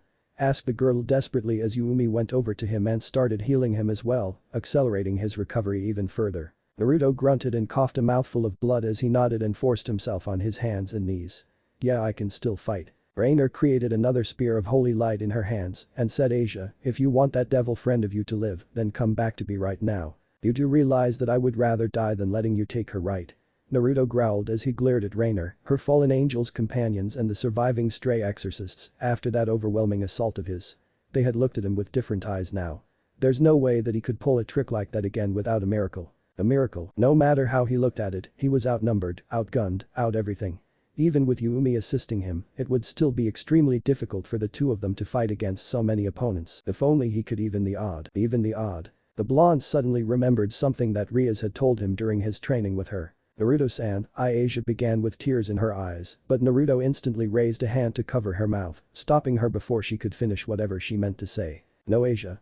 He shook his head and said as the fallen angels and their followers approached them, it's not over yet. I will not let them take you away. I will protect you. He said and then snapped his head back to look at his enemies. Stabbing his sword onto the ground, the blonde pushed himself up onto one knee and cried out, praying to whatever demon lords down in the underworld that it would work promotion. Bishop. Before Rainer and her companions even realized it, they were blasted back by a surge of demonic power, so powerful that they could see it with their own eyes. The demonic power became an aura that surrounded Naruto's whole body, coming off of his body in waves. The blonde then put his hand on the ground and activated his power. With this, he should have enough power to summon a powerful champion. For a brief second, a small, smartphone-like device appeared in his pocket, but the blonde didn't seem to notice it. Please let this work. Naruto prayed as he concentrated on the champion he wished to summon come. In a flash, a man with wild red hair appeared, dressed in a dark purple coat with wild dark fur trimming lining the hood, exposing his muscular torso, and white pants with brown boots. The most noticeable features about him, however, were a pair of metallic combat bracers that he wore around his arm, and the overwhelming presence of a fighter that he was radiating, even as he stood there and did nothing. Rainer and her companion stepped back nervously at the sight of the man, who merely stood there with a bored expression on his face as he cracked his neck around before turning his body around to look at Naruto and Asia, with Yumi the magical cat at their side. Just the sight of a cat standing on a hovering book alone was more than enough for the boss to know which one was his summoner. So you are the summoner Brad everyone has been talking about. The man said in a gruff tone. You look like you have seen better day, even though you have that cat with you. Has anyone ever told you to never pick a fight you cannot win unless you are me? He made a comment while gesturing his hand toward Yumi, who hissed at his remark. Nice to meet you too, Set, still angry that I stopped you from going for my team last time. The boss merely gave her the middle finger. Set. Naruto nodded his head as he looked up at the red-haired juggernaut. Beat a kid, I don't have time for a half-ass summoner like you. Set cut him off while waving his hand dismissively. Return me to my world. I have urgent business to take care of. Wow, but I need your help. Naruto cried out in annoyance and frustration. This is important, I can't let. But before he could finish, Set had reached down and grabbed the blonde by the collar of his shirt and effortlessly hoisted him up into the air. The stray exorcist took that chance to attack them, aiming for Set back, but the boss didn't even bother looking as he shot his hand back and punched the guy square in the face, breaking his skull and killing him instantly. Hey. Put him down, Yumi. Yumi detached herself from Naruto and lunged at Set with her claws, but the boss just lazily grabbed her and held her in the air before turning his attention back to Naruto, who was struggling to free himself, but Set's arm didn't even move an inch. Asia and Book also tried to help, but a flick of his finger was more than enough to knock both of them back. Like I said, you are a half-ass summoner. Set said as he glared into Naruto's eyes, a dark expression on his face. Why should I waste my time with a kid like you? You don't look like you can pay the fee either, so buzz off. With that, he threw Naruto onto the ground, causing the blonde to land heavily on his ass before tossing Yumi toward him, making Naruto catch her with both hands as Book flew over in relief. So it's money then. Fine, help me and I will pay you later. Though, Naruto wasn't sure if he had even made enough money to pay someone like Set, who seemed to see through him. A no is a no, kid. Plus, my service isn't that cheap. Set growled. Now, send me what's so funny. He then noticed the evil smirk on his face and asked with a tick mark on his forehead. You know what, boss? How about I summon your mother on your ass? The blonde asked, smirking evilly and tauntingly. Much to everyone's surprise, Set looked quite taken apart by it. Don't try to fool me. We all know that you can only summon those who qualified as champions. Naruto raised an eyebrow at that. That's something he didn't know, but still did his best to keep a straight face. Now was not the time to show weakness. Wanna see me try? Naruto asked as he put one hand on the ground, making a magic circle appear. I wonder what Mama will say when she finds out that her good-hearted son isn't out building schools and hospitals for poor orphans, but beating the craps out of his opponents in fight pits and ruling the criminal underworld of Ionia. Set muttered while pointing his finger at Naruto, shaking in anger but at the same time sweating nervously. Lore-wise, strong champions also meant that it was harder for him to enlist their services, but not Set, whose one weakness was his beloved mother. Ha. I like you, kid. You have more guts than I thought. He then laughed with his hands on her hips, rather awkwardly, making Naruto, Yumi and Asia sweat dropped. So, whose sorry asses do I have to beat in your stead, oh great summoner? Them? Naruto pointed his hand at Rainer and her group as Yumi copied his gesture with a paw, defeat them and protect Asia. Set then spun around and smirked as he cracked his knuckle. I see. So, who's ready to rumble? He then suddenly turned around to look at Naruto, waving a hand at him as he said, hey, listen, my mama don't need to know any o' this. K. If you can beat them, then yes. Naruto nodded his head, satisfied as Set turned back to face the fallen and stray exorcists. He took a step forward, causing them to take one back nervously, until a number of them gathered their courage and charged at him. Nothing I hate more than people with sleeves. With that said, he grabbed a stray exorcist by his head and slammed him down to the ground, breaking it and also his back in the process before lifting him up and throwing him at another, sending them both away. Onasek and Middle tried to attack him, but Set didn't even bother blocking, letting them hit and slash him repeatedly until electricity started crackling all around him. With a wide smirk on his face, the boss got into a stance with his right fist cocking back. Before any of them could react, Set threw his fist forward, punching the air with so much force it became distorted, blasting the whole area in front of him up with a shockwave that was generated from the sheer force behind his attack alone, before unleashing all the damage he had taken in a wave of energy. Both Onasek and Middle were sent flying into the air with damages beyond imagination, before landing somewhere in the park, unconscious. Oi oi. No tapping out in my ring.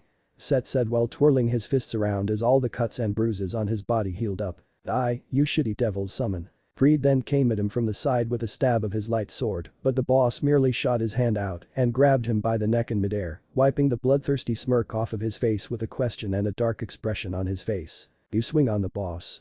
He asked with an eyebrow raised and then punched Freed's gut with so much force a shockwave was generated and knocked everyone onto the ground. Let's go for a ride. Saying that, the boss leaped into the air, carrying Freed with him.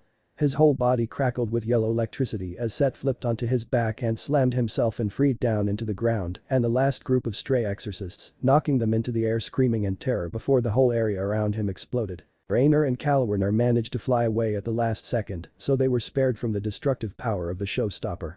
When the smoke was clear, the boss was the only one left standing, dusting his hands as he walked out of the hole of bodies he had left on the ground. Several of them were dead, no one more so than Freed, whose spine and organs had been completely shattered. I don't like hitting women, but business is business. You two also don't look so harmless. And with that said, the boss charged at the two. But before he could reach either of his targets, a massive bolt of lightning shot down from the sky, hitting Rainer and Calwarner and sending them both stumbling onto their backs. Naruto looked up and smiled in relief to see his master Rias and Akeno flying down toward him with their wings. Ara, then allow me. Akeno said with a soft giggle as she hid her smile behind a hand. Set thought she looked a bit creepy before he walked over to Rainer and Calwarner, grabbing the back of their heads and slamming their foreheads against one another, knocking them out cold. Naruto. Ria smiled as she and her queen landed in front of the blonde and embraced him. You're okay, I'm so glad. Before Naruto could hug his master back or even enjoy the feeling of her very large against him, she pulled back and hit him lightly with a fist on his shoulder. What were you thinking? You should have called us. You're lucky I saw you using Echo's ability from school and recognized it fast enough to view this park as enemy's territory for you to use promotion. Sorry but you. There isn't time for a phone call. He then smiled at her before looking over at Set, who had a bored look on his face as he stood there with his arms crossing on his chest. Thank you, Set, for helping me there. Yeah, whatever kid. I expect 24 gold coins as payment the next time you summon me or borrow my gloves, and remember my mama doesn't need to know about all these, K.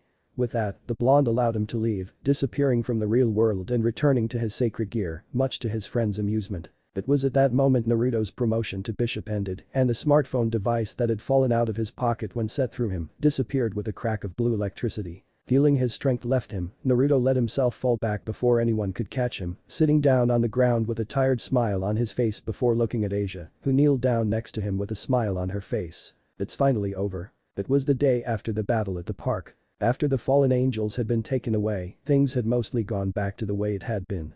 Naruto had returned to school, and instantly the moment he walked through the front gate, Momo had gone out of her way to scold him for skipping school once again. Sure, he had a very good reason, but the white-haired beauty had had a firm belief that he should have informed her beforehand, and the fact that he had ended up at the internet cafe for half a day with Asia really didn't help him much. Now the scolding was not the problem.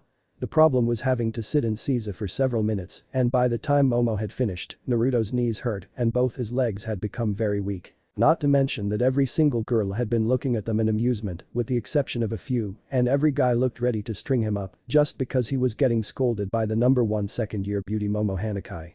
Once the final bell rang, he had grabbed his stuffs and hoofed it out of the classroom and down to the clubroom. By the time he had reached the old school building, he was worn out. But when he walked into the Occult Research Club clubroom and saw Asia Argento sitting there, wearing the Kuo Academy girl's uniform, albeit with a black sweater vest over her dress shirt in place of the cape and corset, and smiling at him radiantly when he entered, all tiredness seemed to leave him. "Everyone, let's welcome Asia to our group."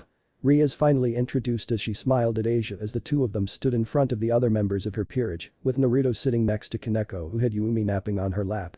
"On her request, I have turned her into a devil. She's my new bishop. Please take care of me from now." The former nun bowed her head to them, saying that in Japanese instead of Italian. Either way, devil's language ability should help her converse normally with them and the other students of Kuo from now on. "Are you alright with that, Asia?" Naruto couldn't help but ask, since Asia was such a devoted follower of God's teachings, it's hard for him to believe that she would choose to become a devil. Sure, her heart was pure and devils or fallen angels were no different to her, but still becoming a devil, I mean. You can't face God anymore, you know. That's true, but Asia shook her head and then told him with a very pure genuine smile, "No matter what form I take, if I can be with Naruto-san like this every day, then I am happy." "Oh really? I'm glad I guess." Naruto replied, blushing a little while scratching the back of his head. Beside him, Akeno giggled softly into her hand at the cute somewhat embarrassed expression her junior was making. "From today onward, Asia is also going to attend this school." Rias then continued, explaining Asia's outfit, "Since you two look to be of the same age, I also made arrangements to have her in the same class as you. So please take care of her from now, Naruto." The blonde nodded. He didn't have any problem with it because Rias had also made the arrangement with his parents for Asia to move into their house and live with him, since the former nun still had too many social problems to live alone and she was the most comfortable with him. His parents had been so happy and accepted Asia into their family as if she was their daughter. "Ah, I see. You can trust me, but you." Naruto grinned as he pointed at himself, declaring confidently before noticing the way everyone was looking at him with the only exception being Asia, who tilted her head to the side in confusion. I won't skip school again and leave Asia alone in class, promise. I will put my trust in you this time, Naruto." Ria smiled before she snapped her fingers, making a big cake appear on the table, along with several boxes on the floor. "Alright, since we got new members, I made a cake for us to celebrate. Let's eat together." "Yeah." The Occult Research Club cheered, along with Yumi who had woken up from her nap. Naruto then picked up a plate before taking a closer look at the boxes around the table, widening his eyes in surprise when he saw the leaf-like swirl logo of his father computer's company on the side of each box. "But what are these?" He couldn't help but ask. "Oh, these are something that I have purchased this morning from your father's company." Ria said and kneeled down on the wooden floor to channel a small amount of her demonic power on her fingertip and use it to cut open the box, revealing the contents inside to be exactly what he had thought they would be. "With this, you won't have to skip school anymore and we can play League with you whenever we don't have class." Rias explained as she showed Naruto all the computer components inside to make an expensive highest quality gaming PC. But Naruto felt his eyes tear up as he looked at the beautiful young woman who had become his master. "Thank you. You're the best." Before Rias could say anything, Naruto had already thrown himself at her and wrapped his arms around her neck to bring her over in a tight hug, surprising the crimson-haired young woman for a second and making cheeks redden a little before she returned her pawn's affection with a hug of her own, making Asia, who was watching them from the side, pout cutely. After he had pulled back, Rias summoned a toolbox and gave it over to him, asking with a smile, "I trust that you know how to put them together." "Yes, leave it to me." Naruto grinned as he took the toolbox from his master. "Asia, wanna help me?" he asked, looking at the former nun who smiled brightly and rushed over to help him as Naruto carried the boxes to the side of the room, where Akeno had prepared a row of table and gaming chairs for the PCs before the two blondes were joined by the rest of the club, almost forgetting completely about the cake, allowing Kaneko and Yumi to have the most of it. As Naruto and her servants worked to put together the gaming computers, Ria stood at the door and watched them with a smile on her face. She watched Naruto as he showed Asia how to put the CPU into its socket, at the same time bragging to Kaneko how he's no longer a hard-stuck bronze eye, but a member of Silver Division, much to the girl's surprise. His face was alight with excitement, contrasting with Ria's inner feeling. If only she didn't have that damnable betrothal hanging on her head, threatening to bound her to that arrogant and prideful man for eternity, then she would have joined him and the others. It wasn't that she would be happy with the idea of an arranged marriage, even if her betrothed was a nice man. The idea of being married just for politics was anathema to her romantic perception, and the fact that her betrothed was everything that she was against brought Riaz to a point of desperation, as she had no intention of living the rest of her life as a conquest, something that man could just come and take. Thinking about your marriage engagement, Riaz. Riaz heard a voice and turned her head to look at Sona Sitri and her queen Tsubaki Shinra approaching her. Sona, how do you? You always have this look on your face whenever you think about it. The heiress of the Sitri family answered before she peeked into the room and looked at one Naruto Uzumaki. Uzumaki-kun is still at school today. He won't try to skip again. Riaz said with a small smile before she asked. You aren't here just to make sure my pawn isn't skipping, are you? Of course not, I am here to tell you that my sister has decided to give the 4 fallen angels your pawn has captured back to Grigori and let them decide their punishment as an act of goodwill, since it's them who went against their superior's orders to begin with. Riaz nodded her head in understanding. To be honest, she didn't feel surprised Seraphol Leviathan would come to that decision. Still, can't quite believe that Uzumaki-kun is the one who defeated and captured them. He's amazing. Riaz replied with a smile as she looked at Naruto. Even more so than Issei Haidu-kun. I don't know, but I don't regret making him my servant. Riaz shook her head and answered. Momo told me his demonic power alone has already exceeded your queen, Riaz. Sona suddenly pointed out, but Riaz showed no sign of surprise. It was something she and Akeno had noticed during his training. Even now, while doing no training or fighting, his magical power continues to increase. Yes, and if my calculation is correct, Riaz said at the end of this month, Naruto will have even more demonic power than us pure-blooded high-classes devils. Both Sona and Tsubaki couldn't contain their surprise as they turned their heads into the room to look at Naruto, who was being spoon-fed a piece of cake by a blushing Asia while he was installing the RAMs into the available slots of the motherboard with the help of Akeno, who looked like she was having a great time. What is his power even? He took up all of your pawn pieces, didn't he? Why are you suddenly so interested in Naruto, Sona? Riaz couldn't help but ask. There was no hostile or ill intent in her tone. She just wanted to know because she could detect concern in Sona's normally calm and collected tone. Don't get me wrong, Riaz. Sona shook her head and said as she used a finger to adjust her glasses, you still need to keep your first bishop sealed away because he still can't control his power.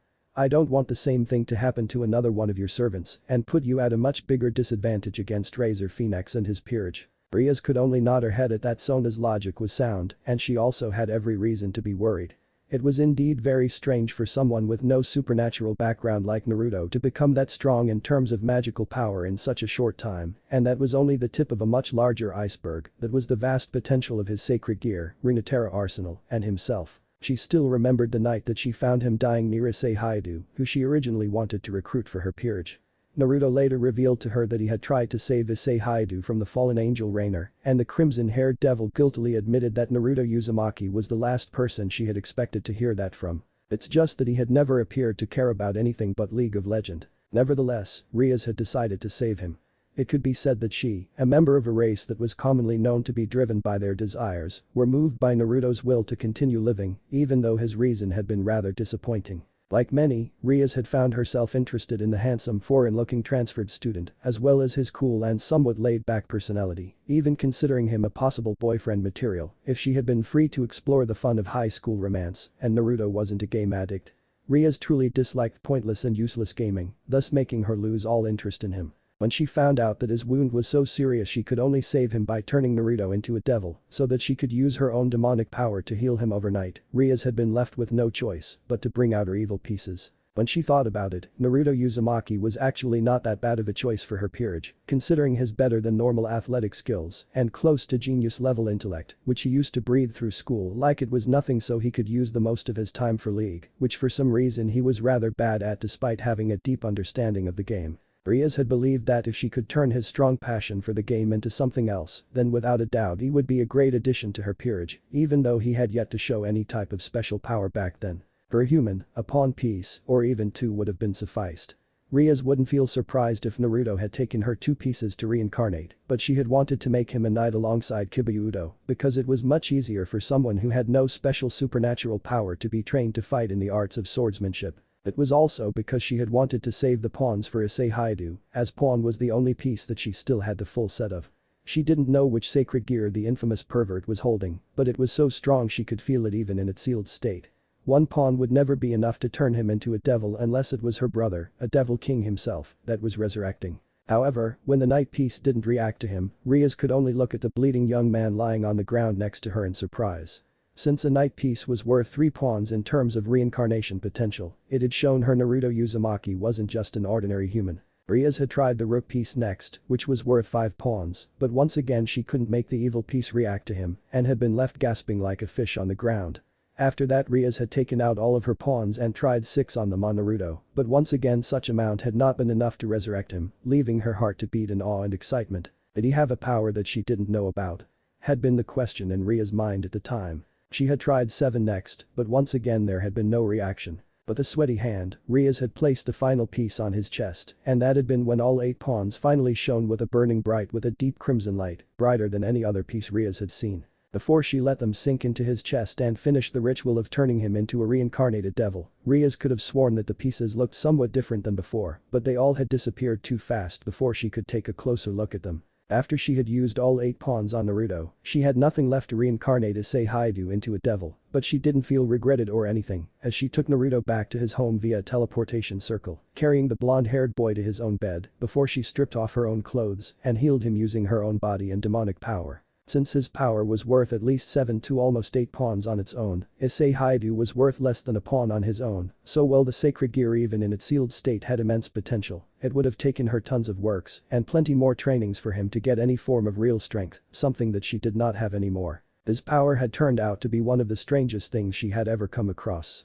At first, she had believed it to be a creation-type sacred gear that allowed him to create weapons with different powers based on his imaginations, with the reasons that Naruto had chosen to create the weapons from League of Legend had been because he loved it and they were the only thing he could think of, thus not limiting his ability to his knowledge of just the game alone. However, her assumption had soon been proven to be wrong when Naruto started summoning the champions, beings with the exact same mindsets, personalities and powers as they had from the game.